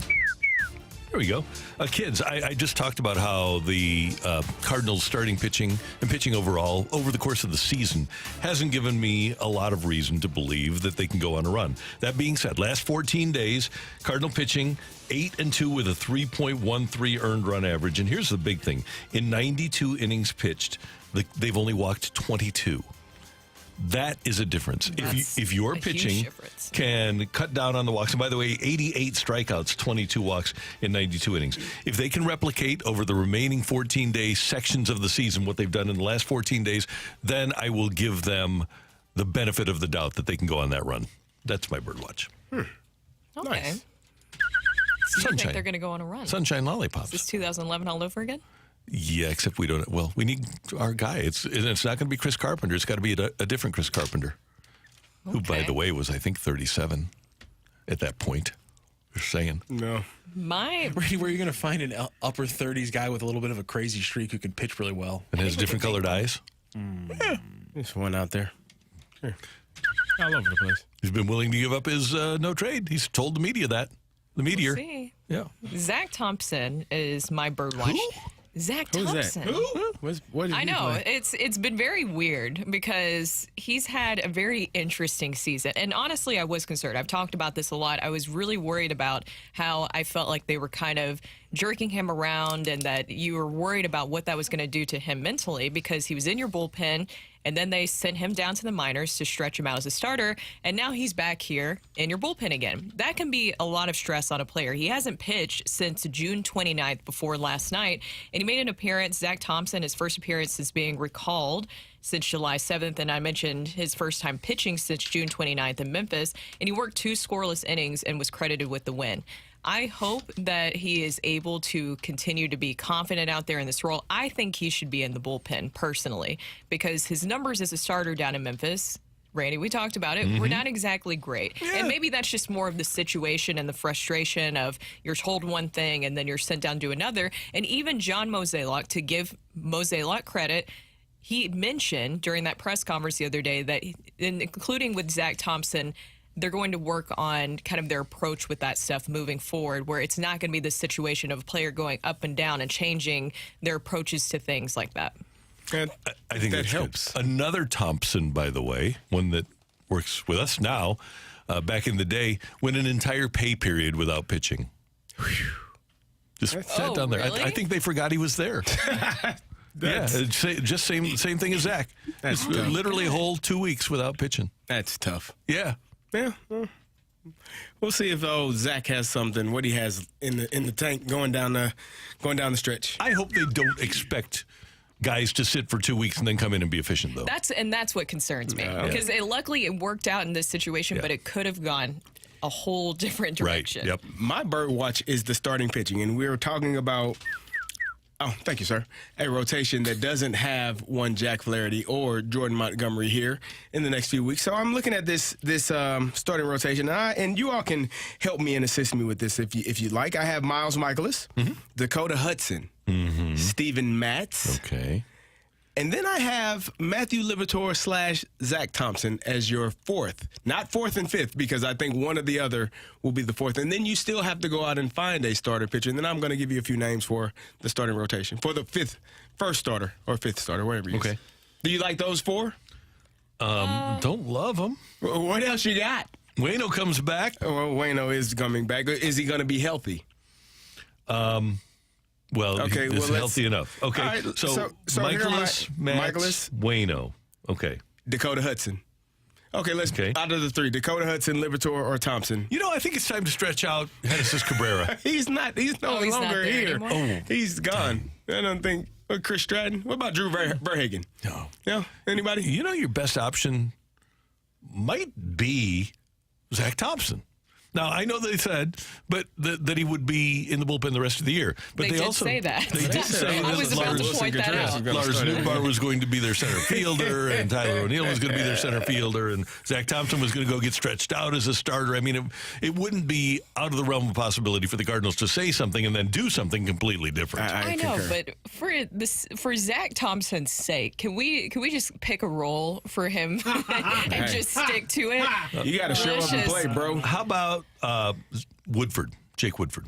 I can see Woody. Can I give you some names for potential trade pieces? Yes, I like that. And you pick which one you like most. Okay. Logan Gilbert, Eduardo Rodriguez, Marcus Stroman, Max Scherzer, I know you like him, Corbin Burns, Shane Bieber, Lucas Giolito. If you had your pick, and I will give you the name that is probably the most surprising with the lowest ERA on that list. Which one do you think it is? Yeah. It's pretty good. So which one? I don't think the Cubs would trade him here. I can't see them doing that. Especially because the two teams are so close in the standings. But he is on the trade market. I'm intrigued by Logan Gilbert, but I'm bothered by what it would take to get him because I think that would cost Gorman. It would cost a pretty major young bat. Yeah. So I don't want to. So we'll scratch him off. Scratch him off then. Stroman off. You said who else again? Eduardo Rodriguez, Max Scherzer, Corbin Burns, Shane Bieber, Lucas Giolito. Okay, I'm going to go with Burns as my number one. Okay. Because I think I might have some control there too. I don't think the Brewers would do that. You think they're going to trade him here? No, because that's who the Cardinals are trying to chase down. I think Lucas Giolito seems to be the most likely in a lot of ways. Wouldn't it be funny if they traded Flaherty and then brought in Giolito, two high school teammates? Scherzer. I can see them parting with Giolito.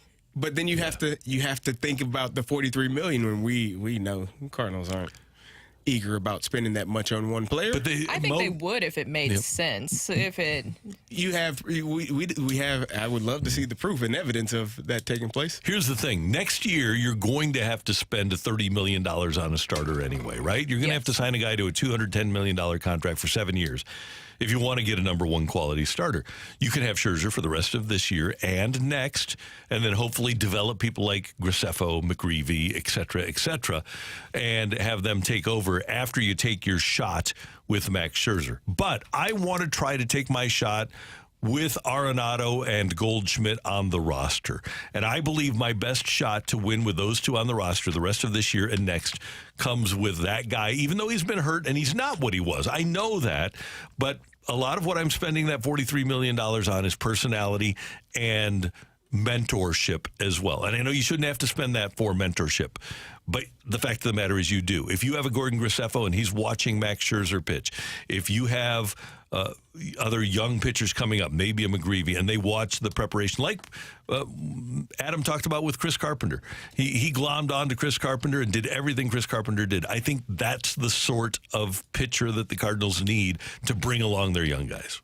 Okay, so we're going to go with Max Scherzer as our option. And I don't know if the Cardinals are even close to what the Mets would want for Max Scherzer. I don't know if people are in love with Liberatore anymore or Zach Thompson or whomever. They're going to want pitching back in return. And I just don't know how much other franchises, even when you're moving on from money, would want that guy. And by the way, the cost, traditionally lately in baseball, the cost of the player has been in terms of what you have to give up has been in relation to how much salary you take. So if you're the Cardinals and you take on $43.5 million for next year, theoretically you should have to give up a lesser prospect. And he has a player option for 2024. I'm good with that. If he stinks and gets hurt, then it is what it is. Okay. Yeah. That's a lot of who's your guy, CD, on that list? I'm probably going Lucas Giolito. Okay. Dylan Cease, if I could twist someone's arm. Oh, yeah. You don't have to twist. You just got to give up your boy Gorman. That's all you have to do. That might be the best right now for Cardinal fans, rational Cardinal fans. That might be the best who says no game there is Gorman and Cease. Yeah. Because I'm not so sure, even though it's Nolan Gorman, if I'm the White Sox, those are so rare, those number one starters. Yeah. I don't think I would do that if I were them. Yeah. And if I'm the Cardinals, I think I'd say no too. It doesn't say I it. wouldn't. I would. No, I wouldn't. He's going to be a superstar. It's going to hurt. It's going to hurt bad. We need a fighter for the fight. You can text in 314-399-9646, 314-399-YO-HO with your name, and the word fight. And if you text in your name and the word fight, Matthew might pick you so that you can fight me next on 101 ESPN.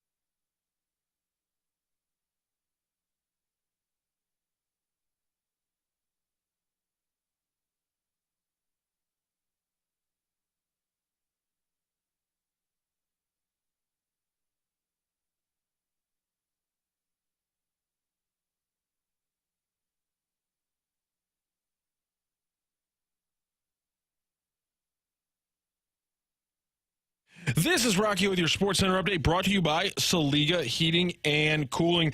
The Cardinals finished off a sweep over the Miami Marlins yesterday with a 6-4 win. Nolan Gorman with the big game. He goes 2-4 with 4 RBI, including a 3-run shot in the first that put the Cardinals up for good. Things fluctuated a little bit, but again, a 6-4 win for the Cardinals, and they finish the sweep there. They will start a 4-game series against the Chicago Cubs. It's one of 2 series against the Cubs here to finish off the month of July. They will play the Diamondbacks and then another 4-game series against the Cubs to finish off the month. This series, though, starts tonight, 7:05. First pitch will be Marcus Stroman, the righty for the Cubs, on the bump, facing off against the lefty for the Cardinals, Steven Matz. Matz on the season, 0-7 with a 4.86 ERA. That is your Sports Center update, brought to you by Saliga Heating and Cooling, an independent American Standard heating and air conditioning dealer.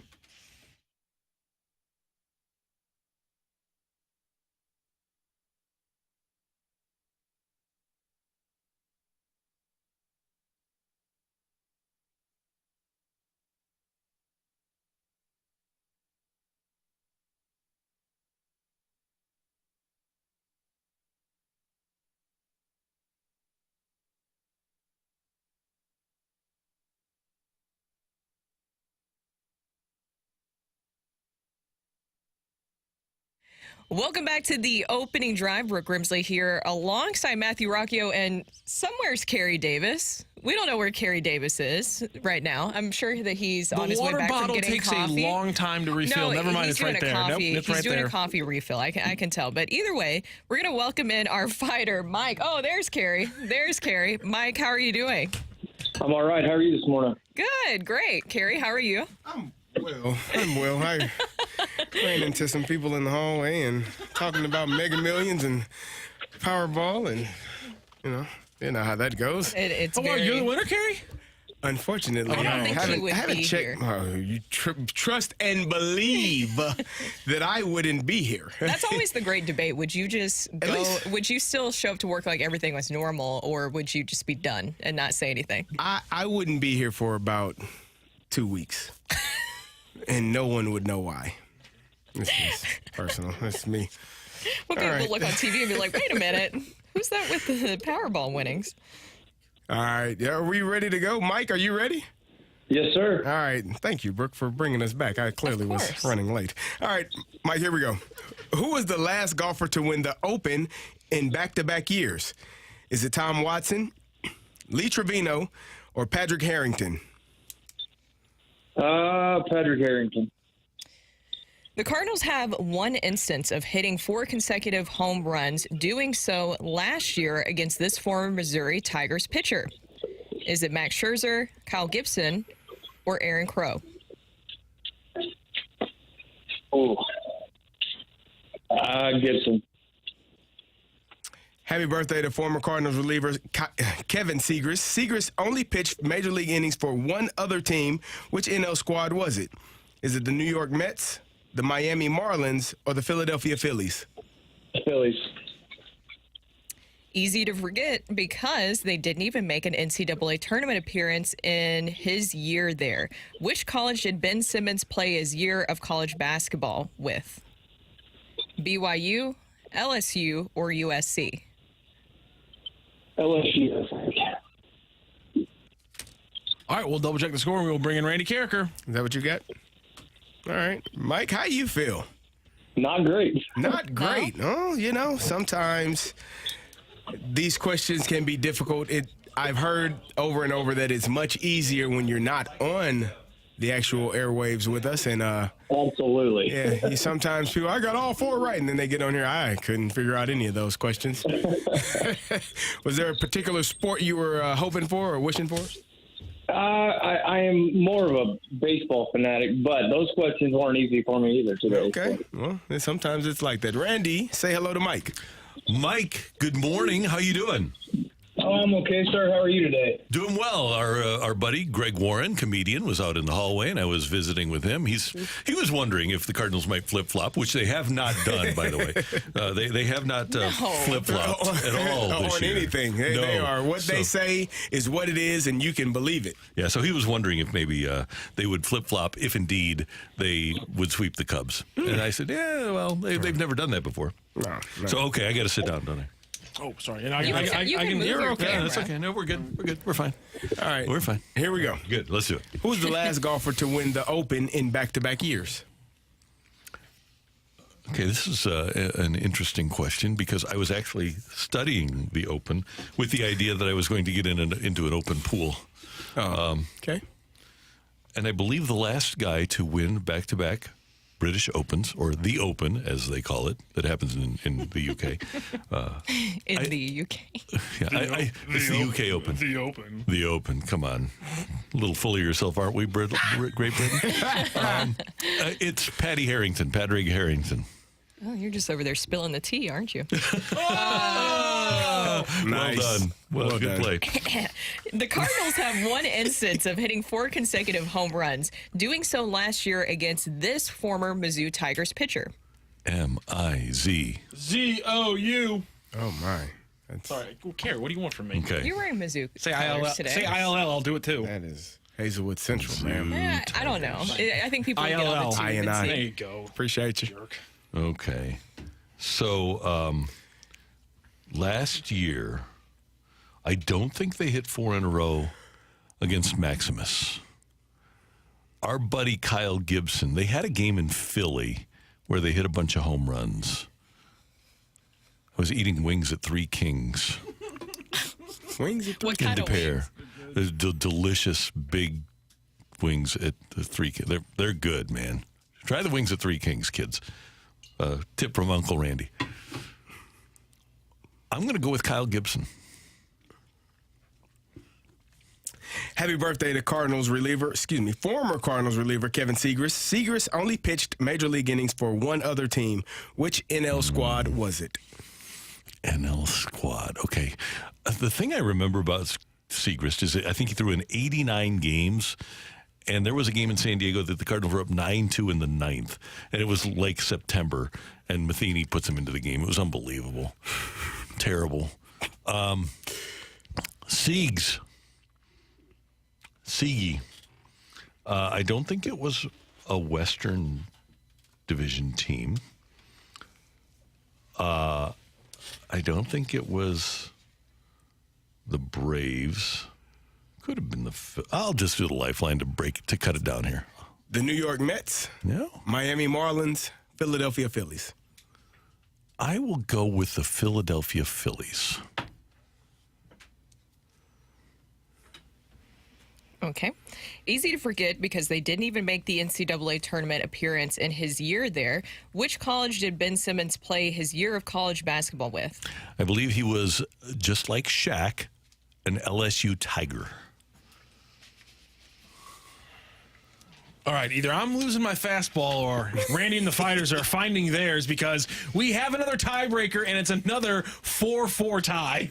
You didn't play the... Yeah, I'll give it to him. Oh, okay, there you go. Come on. Here you guys go. You earned it. Go crazy, folks! Go crazy! Both Mike and Randy earned that one. No, it happened twice. It happened on Monday, didn't it? First time it happened twice. Yeah, Monday. This is ridiculous. So we got to go to the tiebreaker, and the tiebreaker is pretty simple. I'm going to say the question. We'll give Randy a beat to write down his answer. We will then get Mike's answer audibly. We'll then have Randy Carricker confirm his answer from what he wrote down. Randy who? Randy Carricker. Okay. And whoever is closest to the pin is going to be the winner of today's fight. Mike, do you understand those rules? Yes, sir. All right, Randy, do you understand those rules? I'm ready, sir. Do you have your paper? Yes. Okay. Yeah. 2022 Patriots sensation Bailey Zappi owns the all-time D1 record for touchdown passes in a season. With how many? He did it at Western Kentucky. 2022 Patriots sensation Bailey Zappi owns the all-time D1 record for touchdown passes in a season with how many? Randy Carricker is writing down his answer right now. You know what? I'm just going to split the difference Between this guy and Mac Jones, I don't know how you go with Mac Jones. Randy Carricker has... I think you can show it. His guess, just in case. And Mike, what is your guess, sir? 37. How many? 37. All righty. We have a winner in today's fight. Last time we did this 4-4, Randy Carricker was able to, the fighter was able to slip by Randy Carricker. Does it happen a second time, or does Randy Carricker ruin the Jack Buck call for the listener on this Thursday? Ring that bell. The winner and still champion of the fight, Randy Carricker. The Fight is presented by Golf Discount of St. Louis, with the most experienced club fitters in town. Why shop anywhere else? Just win, baby. Randy Carricker, just hold up your guess to the camera because Mike guessed 37, you guessed 48. Bailey Zappi broke Joe Burrow's record of 60 when he threw for 62 touchdown passes with Western Kentucky. He didn't do that with the Patriots, but he did more. He was pretty explosive with the Patriots. So unfortunately, Mike, Randy Carricker just got past you, just slipped by for the tiebreaker win today. But good job, you did get all 4 questions of the regular fight correct. All right, thanks, guys. Thank you very much. Absolutely. Let's go through those answers. Who was the last golfer to win the Open in back-to-back years? It was Padraig Harrington. He won it in 07-08. Crazy thing about that is Tiger Woods had won it in 05-06, the 2 years prior to that. Also one of the few players to ever win in back-to-back years. The Cardinals have one instance of hitting 4 consecutive home runs, and it was, of course, off Philadelphia Phillies pitcher Kyle Gibson last year. When we have him on later to talk big league impact later on this season, we will not ask him about that. No, we won't. Happy birthday to former Cardinals reliever Kevin Segras. He only pitched Major League innings for one other team, and it was 10 games and 5 innings for the Philadelphia Phillies after his time in St. Louis. And his arm was dead. Yeah, his arm was literally hanging from a thread. They had to, they kind of had to sew it on. Right. Him and Matt Bowman are somewhere in a museum with just Seth Meanis. with their arms just down by their ankles. Yeah. Easy to forget because they didn't make an NCAA tournament appearance in his 1 year there. Which college did Ben Simmons play his college basketball for? It was in fact LSU. So a 4-4 tie took us to the tiebreaker. Bailey Zappi owns the all-time D1 record for touchdown passes. It is 62 in one season. A tiebreaker win for Randy Carricker in the fight. Mike, thank you so much again for joining the fight and joining the show today. Thank you, sir. Have a good day. Appreciate it. Hey, Brooke, where are you going this afternoon? I'm going to over by near main event for Prestige Pools and Spas. It's going to be awesome. You can join Brooke from 4 to 6 for the Prestige Pools and Spas huge hot tub and swim spa tent sale. You might buy one. I thought you said pod for a second. I did for a second. It's a huge hot tub and swim spa tent sale. And it's happening, as Brooke said, near the main event at the District in Chesterfield. Head to the tent sale. Take advantage of huge discounts on Prestige Pools and Spas, the biggest they've ever offered. Check it out today with Brooke at the huge Prestige Pools and Spas tent sale in Chesterfield. You going to purchase one for yourself? Are you going to surprise your fiance when you go? Yeah, I'm gonna go out and purchase him a pool, maybe a hot tub, or maybe both. Honestly, nice. Good. I would love to have a pool. Honestly, well, I don't know. Maybe we can make it happen. You know people clearly. David, help. Get us a pool. Yep. So join Brooke 4 to 6 Prestige Pools at the District, which is right by the main event, which is where the factory is. It was the old outlet mall that's now the District. It's an entertainment area. And if you bring your bike, it's a great place to hop on and ride the Levee Trail, too. It's a really good place. So head on over there from 4 to 6 this afternoon. Coming up next, latest trade rumors for you from MLB and the Cardinals on 101 ESPN.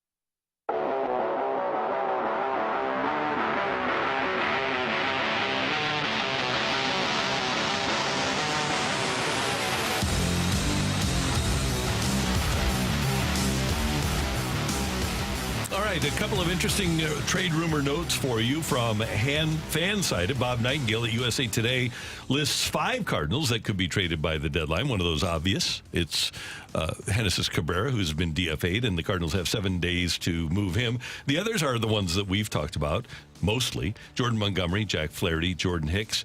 And Nightingale lists Ryan Helsley as a possibility to be moved. He does not have, by the way, Tyler O'Neill or Paul DeJong, who I think both are out there. If a team wants them, they could get them. And I would be really surprised now that Brandon Crawford has been placed on the IL by the Giants. He's their shortstop. The Dodgers need a shortstop, and now the Giants, and they're both competing for the top spot in the West. I'd be really surprised if Paul DeJong were a Cardinal after the deadline, and mildly surprised if he weren't in the Western Division. I can see Paul DeJong going there. Why are you laughing at me, Gary? Gary's already broke character so quickly on the tube. It happened instantly. I can see Paul DeJong going there for sure. I think that at this. What is going on, Randy? We're so serious over here. I'm talking trade deadline. This is people's lives we're talking about. I made the mistake of looking at the delay broadcast on the YouTube stream, and I saw Carrie's face change as he slowly lost it as you started talking, and I couldn't keep it together. I won't do it. All right, we tried. I won't. We tried. We're going to try. We're going to try. I will do it. Bob Nightingale reporting that the Tampa Bay Rays have extensively scouted Jack Flaherty and Jordan Montgomery.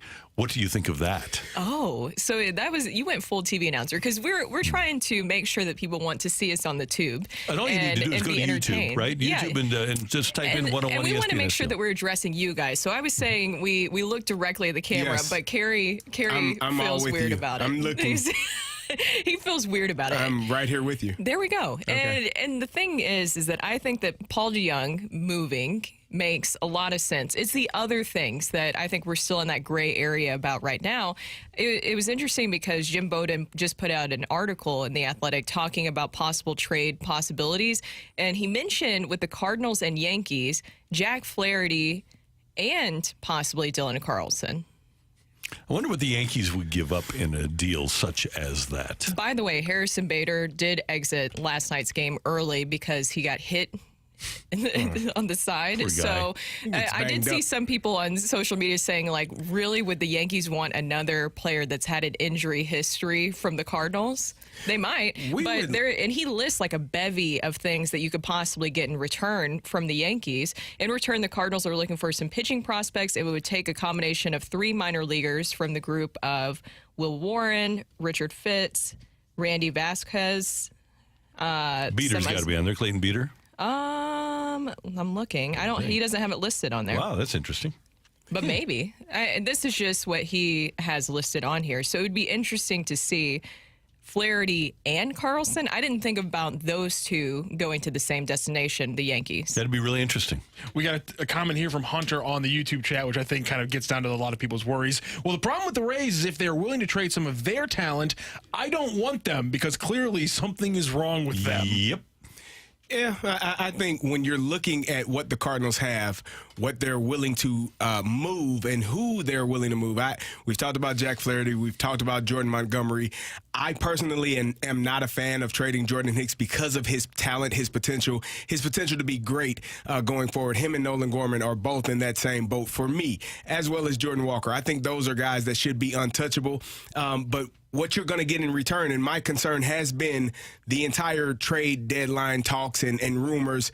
You're going to trade away 2 pitchers. What are you going to get in return? And we talked about the prospects that come in return, but that doesn't help anyone for this season. And right now, the Cardinals are winners of 5 in a row. They have been playing extremely well. So if you're going to move 2 of your starting pitchers at the trade deadline, what are you going to get in return that will allow you to continue to have this success for the rest of the season? Because despite what every fan in St. Louis may feel, despite what every media person in St. Louis may feel. Those players feel like they can win the World Series this year. It's just what we do. It's how we feel. We never think we're going to lose. We always think we have an opportunity to win. And when you start winning games in the manner in which they have for this last, 6 of 7, 8 of, 7 of 3, 7 and 3 the last 10 games. Yeah, 7 of 8. They feel like they have an opportunity to win a World Series. So if you're going to trade two of your 5 starters, what are you getting in return that can propel this team to have success for the rest of the year? And I'll say this again. The Cardinals are not an untalented team. When they make these deals, they're going to trade talented players that have a chance to do damage elsewhere. And that includes Montgomery and Flaherty, and if Hicks would go. The one person that if the Cardinals would trade him, I will not lose any sleep over is O'Neill, because I think he's going to be hurt all the time. I'd be really worried, and I know Katie Wu made the point with BK and Ferrario that if Dylan Carlson gets traded, he'll probably wind up becoming an all-star within a couple of years. And even Greg just said that earlier. Yep, I don't disagree with that at all. So I think the Cardinals, despite being a poor team this year, are a talented team. And when they make moves, and they are going to make moves, the players that they trade are going to go elsewhere and produce. And Cardinal fans have to accept that. Yes. It's like your girlfriend leaving. You were frustrated with her. And she goes on, and you see how beautiful she is, and she's doing wonderful things. And like she's that having Sofia Vergara something like that. I mean, he may not like it now, but eventually he's going to look back and say, may have made a bad decision. It's possible. Or it could be just as bad as it was while they were with you. Those are the possibilities of trading away very good players. And the Cardinals are in a position where they're going to trade away some really good players that may go on to be all-stars for someone else. Well, and the reality of it is that it is hard to trade away pitchers when you need pitching. But here's the thing. What's looming above you is 2024. Right. That's not going away. You do have to think about that, because it also would look incredibly bad on the organization if they let some of these guys go. And of course, they're going to, talk to them, try to get them to stay. Jordan Montgomery, you can already know that he's going to hit free agency, right? Mm-hmm. Jack Flaherty will probably also hit free agency. Look at how much starting pitchers are going for. They're both going to do that, and I don't blame them. But you also can't just let them go and not try to get something in return. It'd be different if you thought you had a chance to win the World Series. And also if you didn't have so many holes in the starting rotation for next season moving forward. But neither are in place there. That's Brooke. That's Carrie. I'm Randy. Coming up, our Rush Hour Reset on 101 ESPN.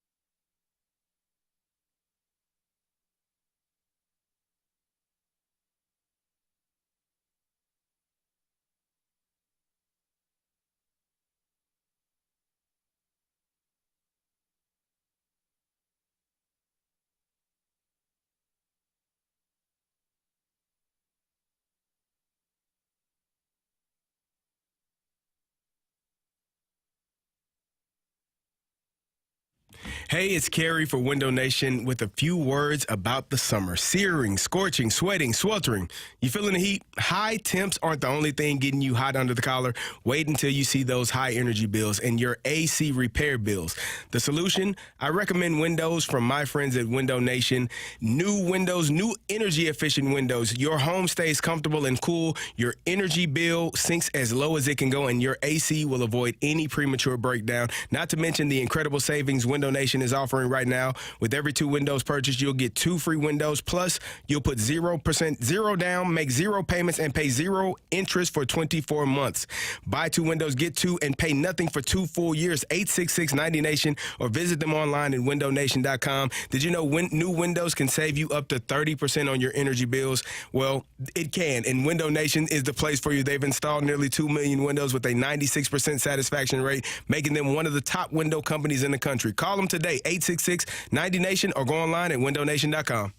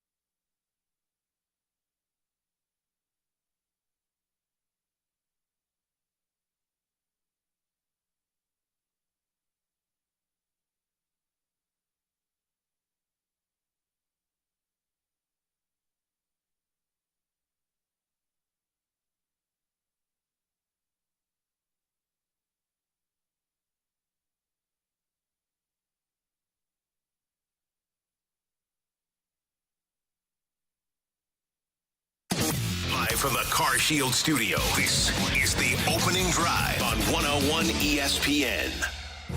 It's time to recap the biggest sports stories of the day on the opening drive with a Rush Hour Reset. Brought to you by Clubhouse Turf, your exclusive partner of Celebrity Greens. We're redefining private golf.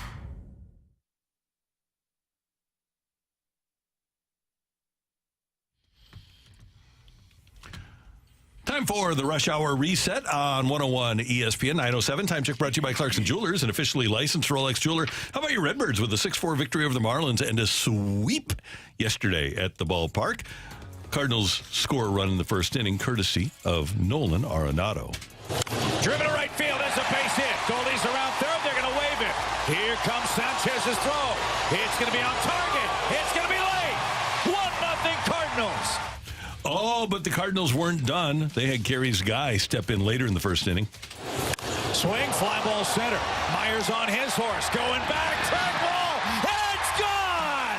3-run homer for Gorman. And the Cardinals had the 4-0 lead. They went on to win it by a score of 6-4. And the Cardinals have won 5 in a row and 7 out of 8. And their manager, Ali Marmol, was asked what parts of the success are real right now. If you look at defense, I'll start with that. This is what it's supposed to look like. I think we've done a much better job on the basis of being smart and not just aggressive. There's times where we've been behind in games and you have to almost take like a passive approach just because you can't make outs, and that's hurt us as well. So I think being in every game, having a lead has allowed them to be more aggressive on the base paths, going first to third. You've seen a decent amount of it over the last week or so. And our pitching is doing what we expected them to do. They're actually giving us a chance, and that's both the rotation and the pen. I mean, you talk about a group that's committed. Look at, you're down however many games in the division at the moment. Look at the foul ball Goldie went after there in the 9th and tell me if these guys don't want it. I mean, that's what it looks like. That's what it's supposed to look like, and we feel good about it. And so, the number of the day, scheduled to arrive, the number of the day is 5. 5 in a row for our Redbirds, who play the Cubs tonight and tomorrow night. Tomorrow's game is on Apple, by the way. And then a couple of 120 contests. No, I think tomorrow's game is 120 also. I think tonight, and then Apple, Bally, Cards and Cubs. Do you feel, say that they continue this win streak against the Cubbies, that it will change their approach just a tad bit? I know it might seem crazy. It might seem crazy because John Mozeliak did say that even if they did go on it, well, he did mention that maybe 8 games could change things just a little bit. I believe is what he said. Do you think that will force them to maybe change their approach a little bit at the trade deadline, or do you think that this is done? One thing the Cardinals do, Brooke, is when they say something, they mean it and they lock in. What examples do you have of that, though, Randy? Because I'm an example person. Okay, so let me give you an example. Okay. So, we are going to sign Wilson Contreras. He's our catcher for the next 5 years. He's our guy. He's going to be our catcher. And the Cardinals, they stated that when they signed him, and they have stuck. Yes, Kerry. They actually said he was going to be the DH and possibly play some outfield. And he but when he had that big meeting with them, they said, yeah, you're going to play some outfield. And as we've seen, as the Cardinals stick to their guns, right? Exactly. And as you guys know, like the 60 games before he got injured, Tommy Edman was playing shortstop those games, right? Yeah. Well, he was their everyday shortstop. No? He was playing center field. Oh. Well, wait, hold on a second. Dylan Carlson was their everyday center fielder. Where was he playing? He was watching. No, Lars Nootbaar was their everyday center fielder. Oh, they did say that Lars Nootbaar would be your everyday. No, you guys are messing up because they said Jordan Walker was going to be the everyday, and then because he dealt with adversity so well. And so he played every game this season, right? Okay, well. Zach Thompson was going to come into the game when they were trailing.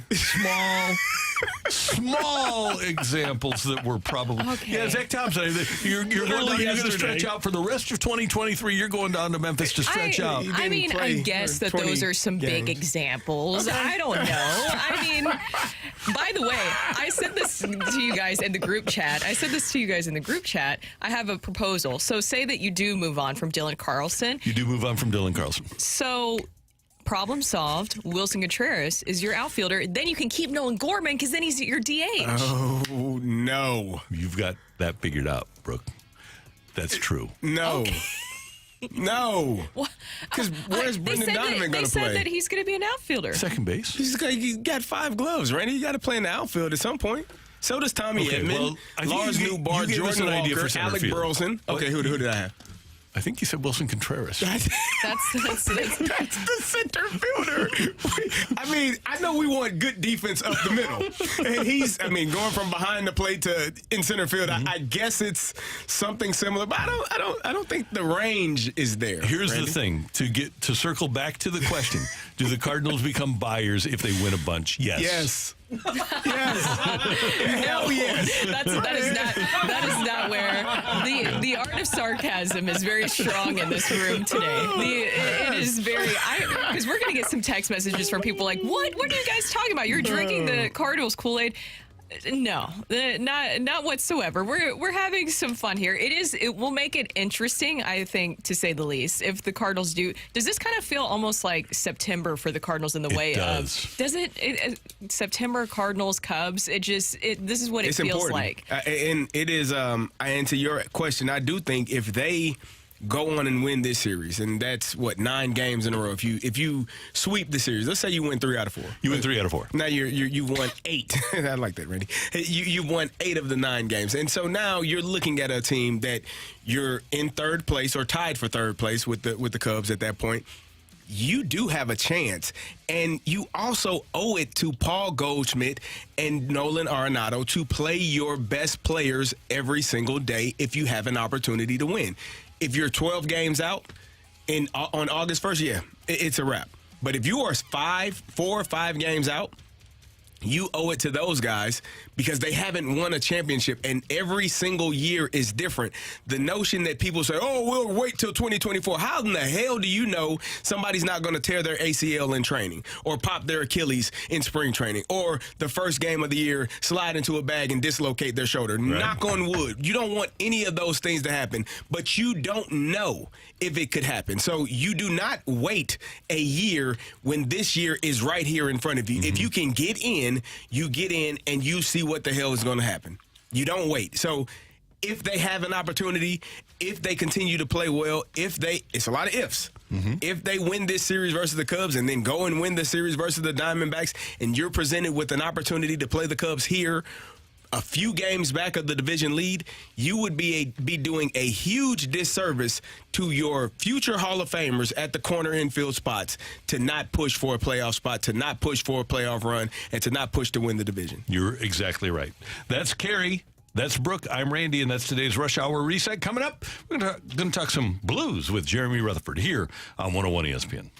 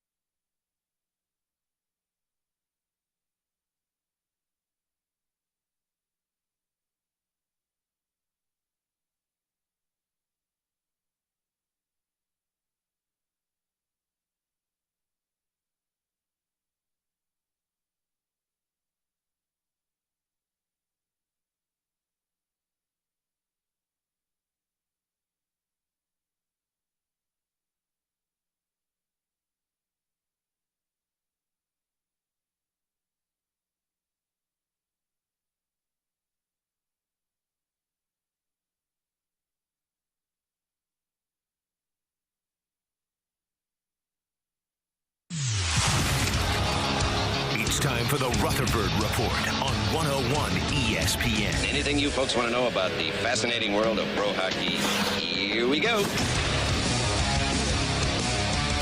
Let's go to the celebrity line, shall we? Our Blues insider from The Athletic is Jeremy Rutherford, and he's standing by right now on the opening drive on 101 ESPN. JR, good morning. How you doing?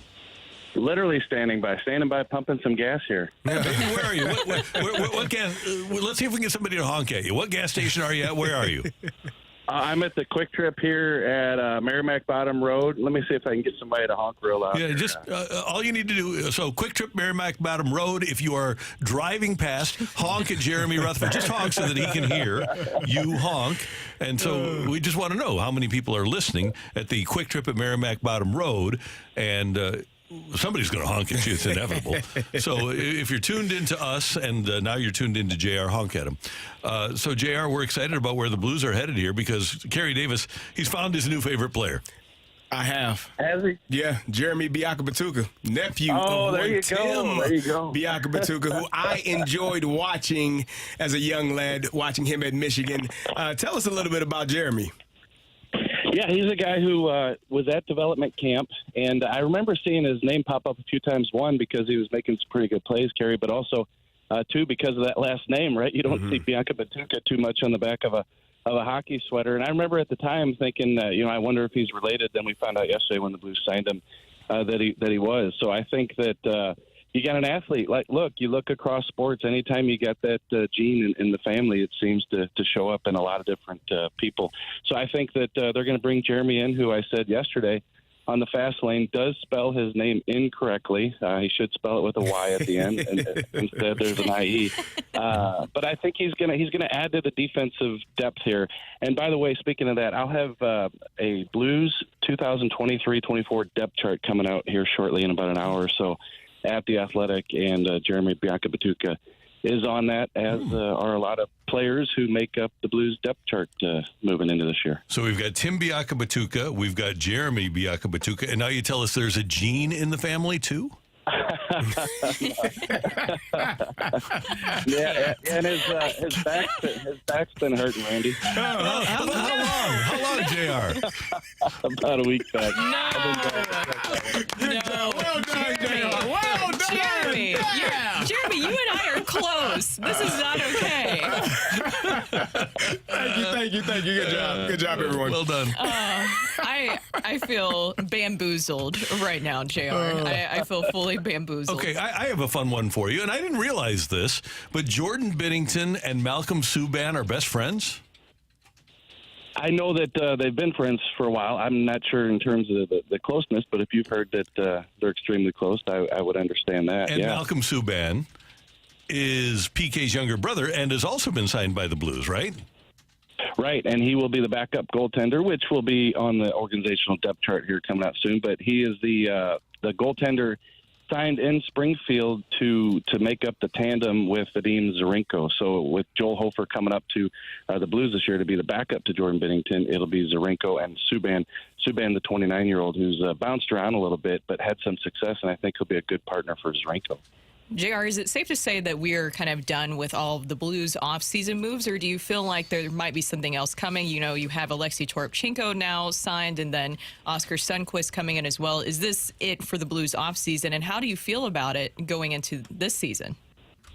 Well, Brookie, can I call you Brookie again? Yeah, I think that I think if this was year one or year two of Doug Armstrong, with a general manager coming in and taking over a team and not knowing much about them, oh my goodness, we just had a diesel blow by here and lay on his horn. So, there we go. We appreciate you. Yep. Hey, that wasn't meant to scare me, but oh my goodness. Oh my goodness.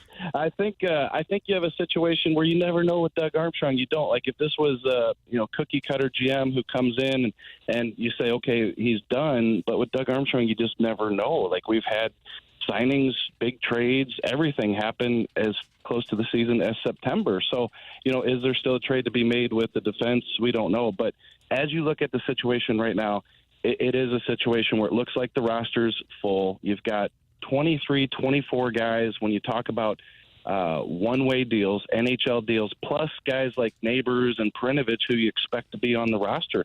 So right now it's pretty loaded. They're a shade under the salary cap, about $300,000 with that 23-man roster. So, and barring a trade, barring something unforeseen, but Doug is known for that, I think you do have the roster as we'll see it come opening night. JR, I was told Alexei Toropchenko is a name that is intriguing to me. Do you think he's going to be a fourth liner, or do you think he has the potential to move up in lines? Yeah, Kerry, I really like him. I think he's going to slide into that fourth line left wing spot. That's where they pencil him in. You could have a fourth line something now that looks like Toropchenko, maybe a Sundqvist, and then maybe Sammy Blais, unless Sammy Blais plays higher up the lineup, which he's certainly capable of, for that fourth line. Toropchenko, he gets the contract. It's 2 years, $1.25 million AAV. They avoid arbitration. That's always a good thing, so you don't have to go in and talk bad about each other. And I think that he's going to go in there, and this is going to be a great deal for him. 2 years, he can prove himself. But in terms of can he slide up the lineup, I think he can, of course. I think we saw a couple occasions last year where he even went up to the top line and played a top six role. And maybe it's not sustainable for months and months, or, you don't pencil him to be that guy, but I think he's capable of it. So he'll start out on that fourth line with plenty of room to move up if possible. And the reason I ask is because he was one of the people that was critical of the team's play last year. As a young player, you normally don't get that type of voice, but he's a guy that I think has that leadership quality, which is why I'm asking about him as a player and personally on this team. Yeah, it's funny you say that because I was thinking about that a couple days ago, Kerry, because his arbitration case was going to be the 20th. Is today the 20th? I think. Yep. Yes. Yeah. So his arbitration case was going to be today. So I was trying to think of this case that the Blues are going to make against him because he's been pretty good, right? And what are they going to do? Go in the room and have their guy say, he ripped our team to shreds. In a post-game scrum, he ripped the team to shreds. So I didn't know if that would be used against him or not. I think it's a good thing. I think, even though it was unexpected, I don't even know that he kind of really knew what he was doing that night in terms of how deep he went with, this is, pond hockey out here. We need to clean things up. So I think that with Toropchenko, he does have those capabilities, and a lot of times you don't see that in the lower line guys, fourth line, third defensive pair. I think we've seen it a little bit with Robert Bortuzzo over the years. So I think he's got that ability. I just wonder going forward, if he'll be afraid to kind of do that after the aftermath of what happened last time. JR, one more thing, and that's in regards to the Blues Hall of Fame, and you and I are both voters for the Blues Hall of Fame. And I sure hope that Emil Francis gets elected to the Blues Hall of Fame, because I'm pretty convinced that this franchise would not be in St. Louis right now if it were not for Emil Francis sticking by the franchise after it was left at the doorstep of the NHL by Ralston Purina. They owned the team. They didn't have any desire to own it anymore. Didn't even have a draft in 1983. And Emil Francis really battled to keep that this franchise, the Blues, here in St. Louis. 100%. Emil Francis is a top 5 influential person in the Blues organization in its history. He deserves to be in the Hall of Fame. He was on my ballot this year. We'll see what it shakes out when they announce the nominees for this year's induction class. I mean, you could go on and on. You could talk about saving the Blues at the doorstep after they were left abandoned. You could talk about the drafting of Bernie Federko and Brian Sutter. When I wrote the book on Bernie Federko, Emil Francis said, Bernie's my guy. Drafted him, 7th or 8th in the NHL draft, and he's the leading all-time games played, points, so on and so forth. So much that Emil Francis has touched, and he is certainly deserving to be in this class. And I hope that, we're going to start to get into a lot of the current players, maybe 90s, 2000s, and recent Stanley Cup winners with this Hall of Fame induction class. And I hope before we get to those guys, Randy, that we get the deserving guys like Emil Francis into the Hall of Fame. Yeah, absolutely. And I know we have time because we've lost him, but I hope that the legacy of Pavel Demitra is also recognized, because he's really one of the all-time great Blues. And there's a lot of fans now because he was around here when the Blues won the President's Trophy in 2000. We're in 2023. There's a lot of people that aren't aware of what Pavel Demitra did for this franchise, and I hope people can be reintroduced to his memory and his legacy can be preserved. Yeah, Randy, I've been covering the team since 2005, but I was a Cub reporter kind of helping with the coverage of the Post-Dispatch before that, so I did get to see Pav play. I was a Blues fan prior to that. What amazes me, and this is somebody who's there every day, is you remember how good he is and you remember the highlights, but then you go back and you look at the career statistical leaders for the Blues franchise, and Dimitra is right there, 5, 6, 7, 8 in a lot of the categories that include the names that we talk about every single day. So he was a great player. What I'd like to see, and I know you can't really coordinate it, but it'd be awesome to see Dimitra and Tkachuk go in at the same class. I'd love to be at the dinner where Keith Tkachuk is up on the dais talking about his good friend Pavel Dimitra. No doubt about it. Sorry that you got scared by that person honking the horn at you, but we just wanted the listeners to participate in the show. Yeah, no, that was great. Just now I got to go change my pants. Have a great day, my man. Take care. See you later. All right. All of them are out there listening. Thanks, guys. Yep, see ya. That's Jeremy Rutherford. He's our Blues insider from The Athletic here on 101 ESPN. Feeling good after evidently having a little bit of an issue with the back, but he's better. Oh, no. He's better now. How long did you say? Carrie, about a week back. Okay. No, that is too much. And JR getting on that, I cannot stand this. I'm so disappointed. Here's something that you would be able to stand is Dylan Cease wearing a Cardinal uniform. But is it even a possibility? We're going to talk about that next on 101 ESPN.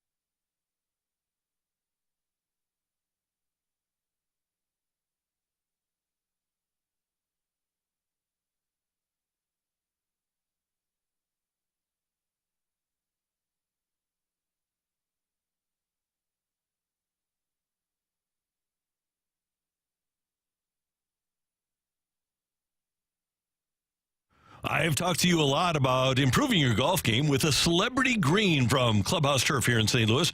It's a synthetic green that rolls like real grass and allows you to help out your game by practicing, obviously, your putting, but chips and pitches and bunker shots. But there's more to it than just having the green in your backyard. And they offer a complete line of synthetic turf installations at Clubhouse Turf. If you have brown spots in your yard from your pets or areas where you simply can't get the grass to grow, well, Clubhouse Turf has a solution. Synthetic turf is durable, easily maintained, and sustainable, and it requires no mowing or trimming and watering or fertilizers or chemicals. It's an investment that literally pays for itself. The sport turf installations incorporate the latest technology in synthetic turf, athletic fields that can drain 50 inches in an hour and can provide evaporative cooling on sweltering days like we have here in St. Louis. Baseball, football, soccer, lacrosse, you name it, Clubhouse Turf has the solution at clubhouseturf.com or call 314-834-2343. Learn more at clubhouseturf.com.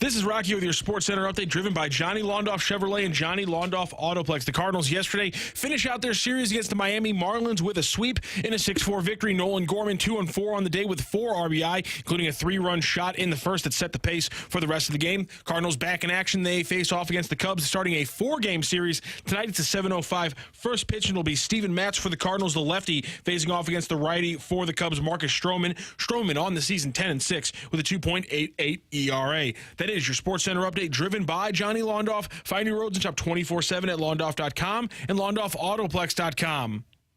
Are you kidding me?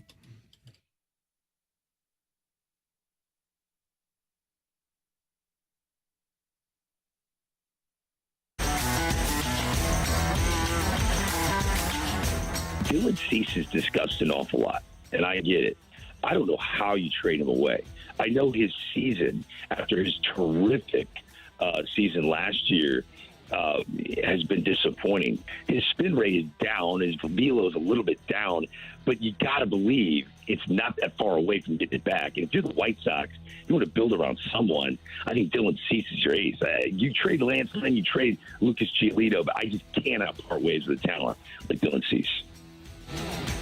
Dylan Cease is 27 years old. Last year, he set the all-time record for consecutive starts with 1 or 0 runs allowed.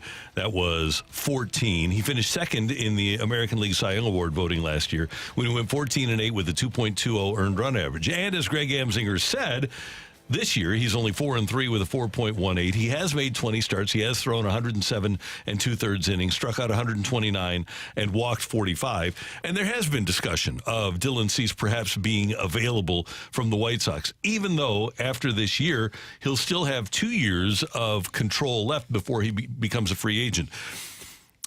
But Kerry had to leave because he's got a meeting. Brooke, I believe that Dylan Cease is the one guy that you dramatically overpay for. And this is the one guy right now, as I look at the prism of the trade deadline coming up on August 1st, he's the one guy that has been discussed as potentially being traded, that if I were the Cardinals, I would be willing to give up Nolan Gorman for. And I think he's the only one. I think he's the only one, too. I think that it would have to be someone like Nolan Gorman to even get a pitcher like Dylan Cease.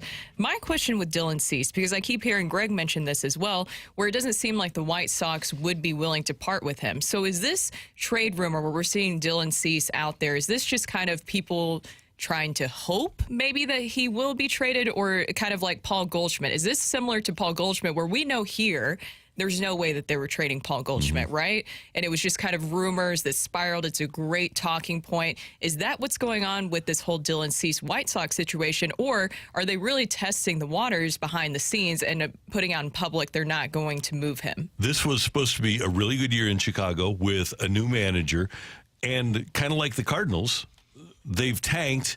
They're 40-57. The Cardinals are 43-53. And they were supposed to be, the White Sox, a team that contended for the division. Tim Anderson is going to be a free agent. Yasmani Grandal has been pretty much a failure as a free agent signing there. They have some good things, but they have a lot of bad things, and their offense has really struggled. And they've got Giolito coming up on free agency. Lance Lynn, for much of the season, was the worst starting pitcher in all of baseball, although he has improved. And Kopech has not been what they thought he was going to be. He's had a 4.47 ERA. Clevenger signed as a free agent. He's been hurt most of the year. So it looks like a team that's going to have to be adjusted a lot, and the one guy that could bring a lot of parts back is Dylan Cease. I think that's why, because you could get 2 or 3 really good players for Dylan Cease, and then some ancillary parts as well. But I'm more inclined, if I'm the White Sox, to build around him and sign free agents and develop guys.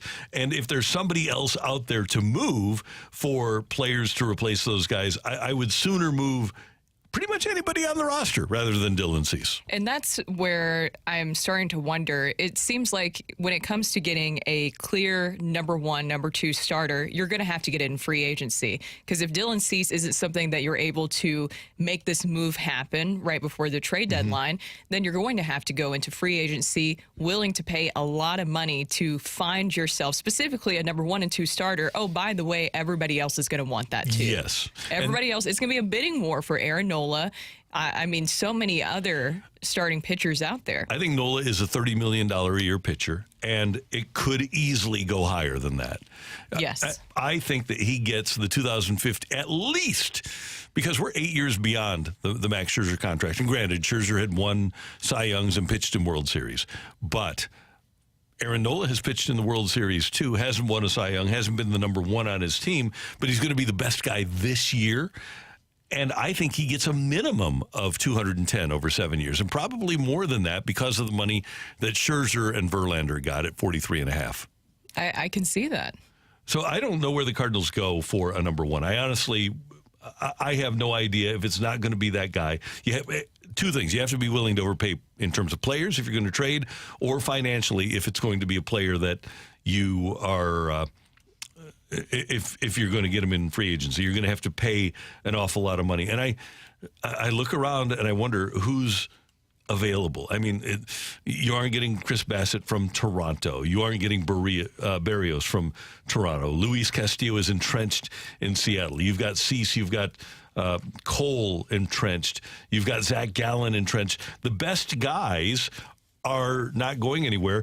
Lucas Giolito is going to be a free agent, but man, and he's been durable this year, but during the course of his career, for all the great stuff, he's kind of been like Jack Flaherty. Yes. And do you want to go back down that path when that's what you're trying to get away from, and you're trying to get more durable guys? Yeah, I feel like it needs to be more of a sure thing moving forward. Giving contracts to kind of like these middling guys is not something that you can do going into next season, especially if you're saying that 2026 is too far away, 2025 is far away. It needs to be next season that you really make this push forward and not repeat what you had happen this season, which, once again, had a lot to do with the starting pitching.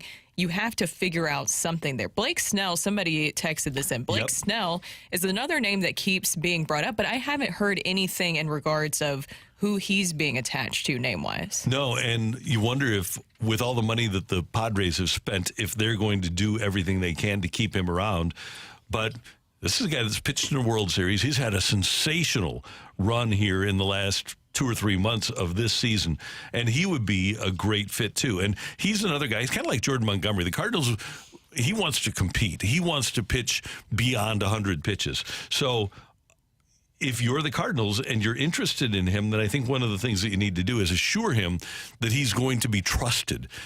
If I'm Jordan Montgomery, I don't feel trusted by the Cardinals because they won't let me pitch beyond 100 pitches. I think at some point, if you're going to go after competitive guys, you have to assure them that you're going to allow them to compete. Somebody just texted in, cease the Dylan Cease for Nolan Gorman conversation. You do not trade a homegrown left-handed power hitter, core player.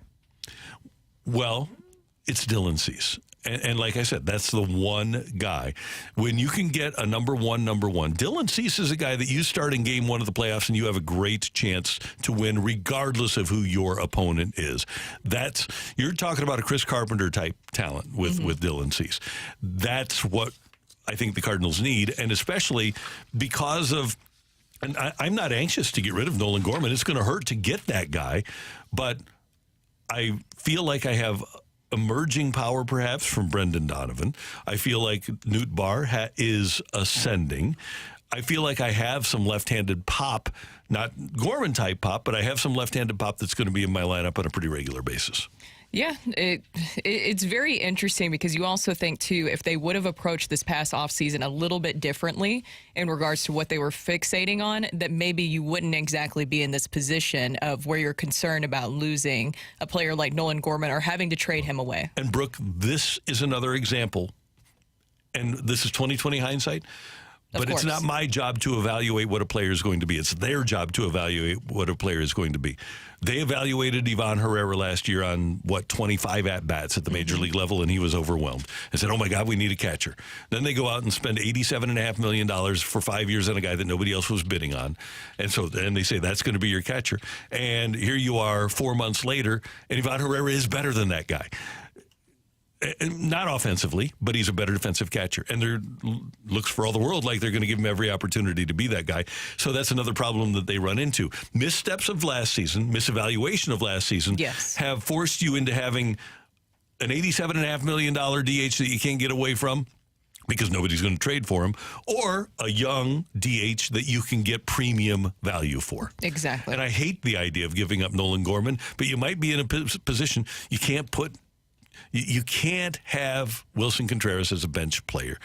Optics-wise, you just can't do it. You can. And also, you're paying him quite a bit. Those are and the also, optics. That's the optics. And also another situation of where you worry about your track record with free agency and bringing players in, because that's going to continue to affect free agency moving forward. Coming up on 101 ESPN is Rock and Roll. Matthew Rocchio will have some cool topics for us next on 101 ESPN.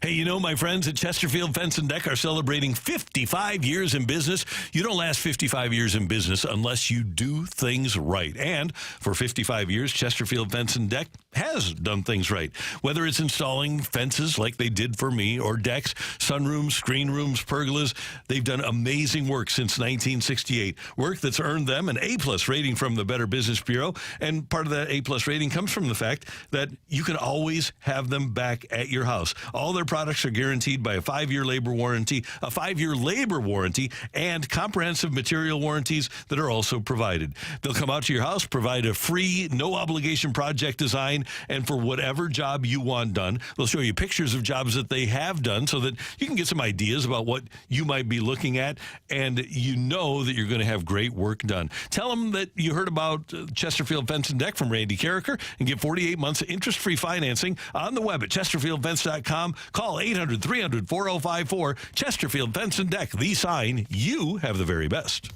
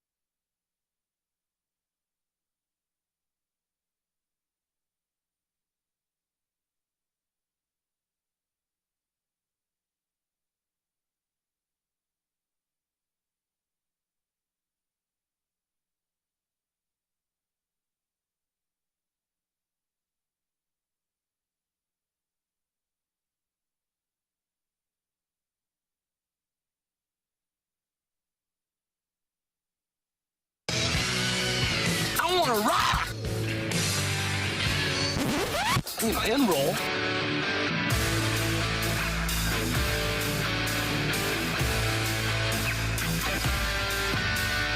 Let's rock. Let's rock today.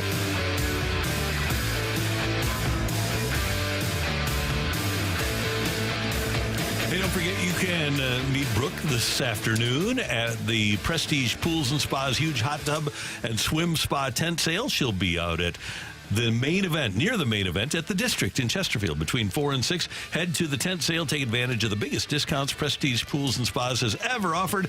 Check it out today. Brooke Grimsley right here now.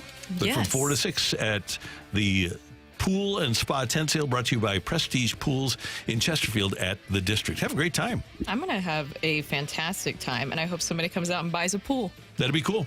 Buy a pool. Or a hot tub. There you go. Matthew, what do you got for us? I need to get into something that Brooke Grimsley put on Twitter yesterday my because government name. I'm pretty sure people said it. We said I know, like but I'm so used to people 15 times a day. I know, but I don't know if we give full names all the time. Sometimes in the intros. All right, Grimmer. So Grimmer, the Reaper. Grimmer decided to throw out some Twitter controversy yesterday, and it was kind of piggybacking off a little bit off of a hill to die on. Mine was a little bit more extreme, as I usually do it. But you essentially threw out what condiments do you put on a hot dog? Because yesterday was National Hot Dog Day. Yes. And the question of whether or not you put ketchup on and why you don't put ketchup on your hot dog got really heated. And I think you discovered, Brooke, why I'm so angry at Chicago hot dogs. I am starting to understand a little bit more. I did not understand how upset people get about ketchup on hot dogs. This is a Yankee thing, apparently, Randy. I said a Midwest thing. I didn't say a Yankee thing. No, because New York's all about it too.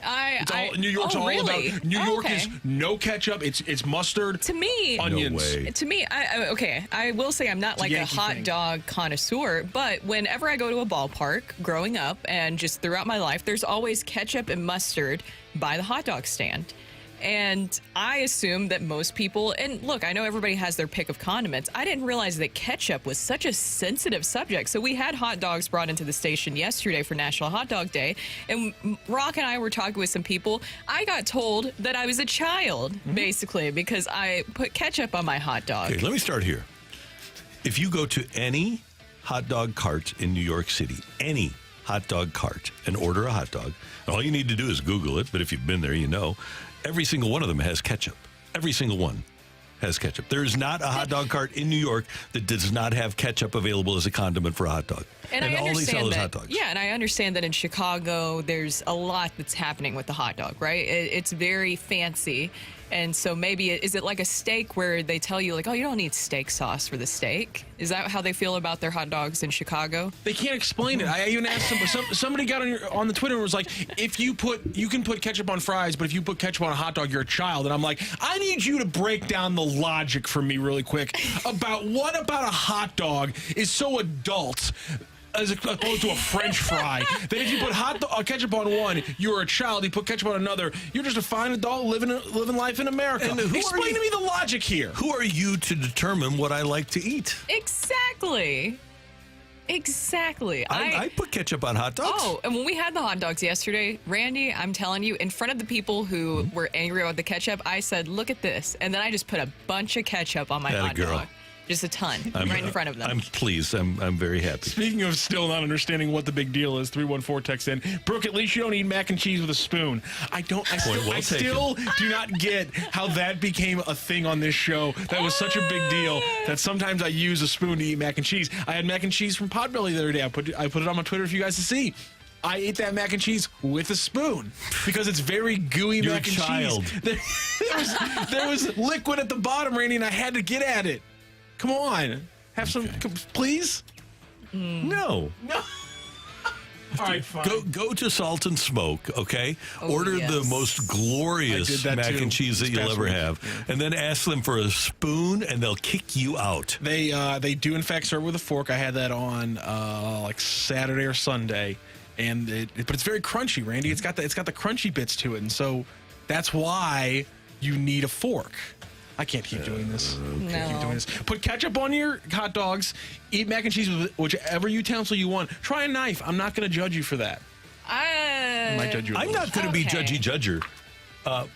even for people that do something that I would never do, and that's put ketchup on eggs.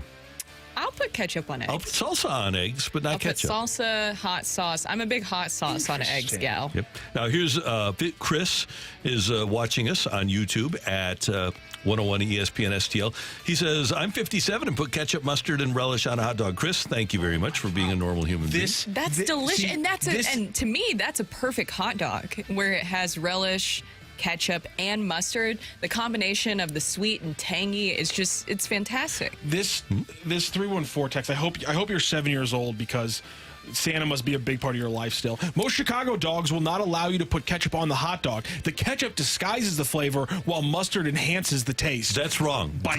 Go to any hot dog store in Chicago that sells Chicago-style hot dogs. And they'll have ketchup, They right? have ketchup there. And I know, and I've heard that they will get upset with you about it, but who cares? You paid for it. What's the place? There's a place, 141 and Olive, a hot dog place. It's a Chicago hot dog place. They have ketchup there. Woofie's has ketchup.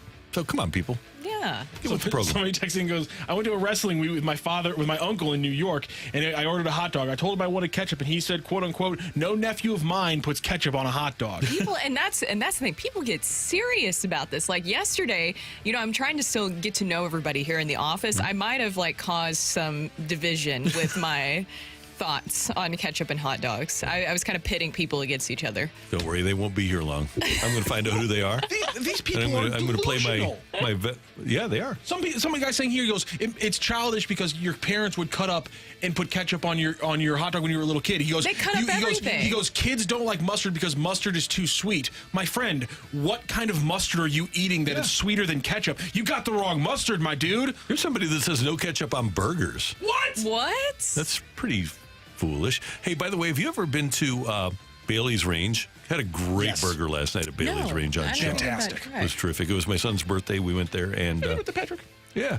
And I had ketchup and mayo on my burger, and it was delicious. Somebody said, is this the new pineapple doesn't belong on pizza? And I love pineapple on pizza. I do too, Brooke.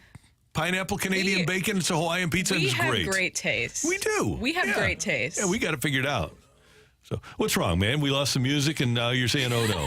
The music was on purpose. I went to go get our ending show drops, and the computer's mad at me now. Okay. Can I go back to, let me see if I still have the one.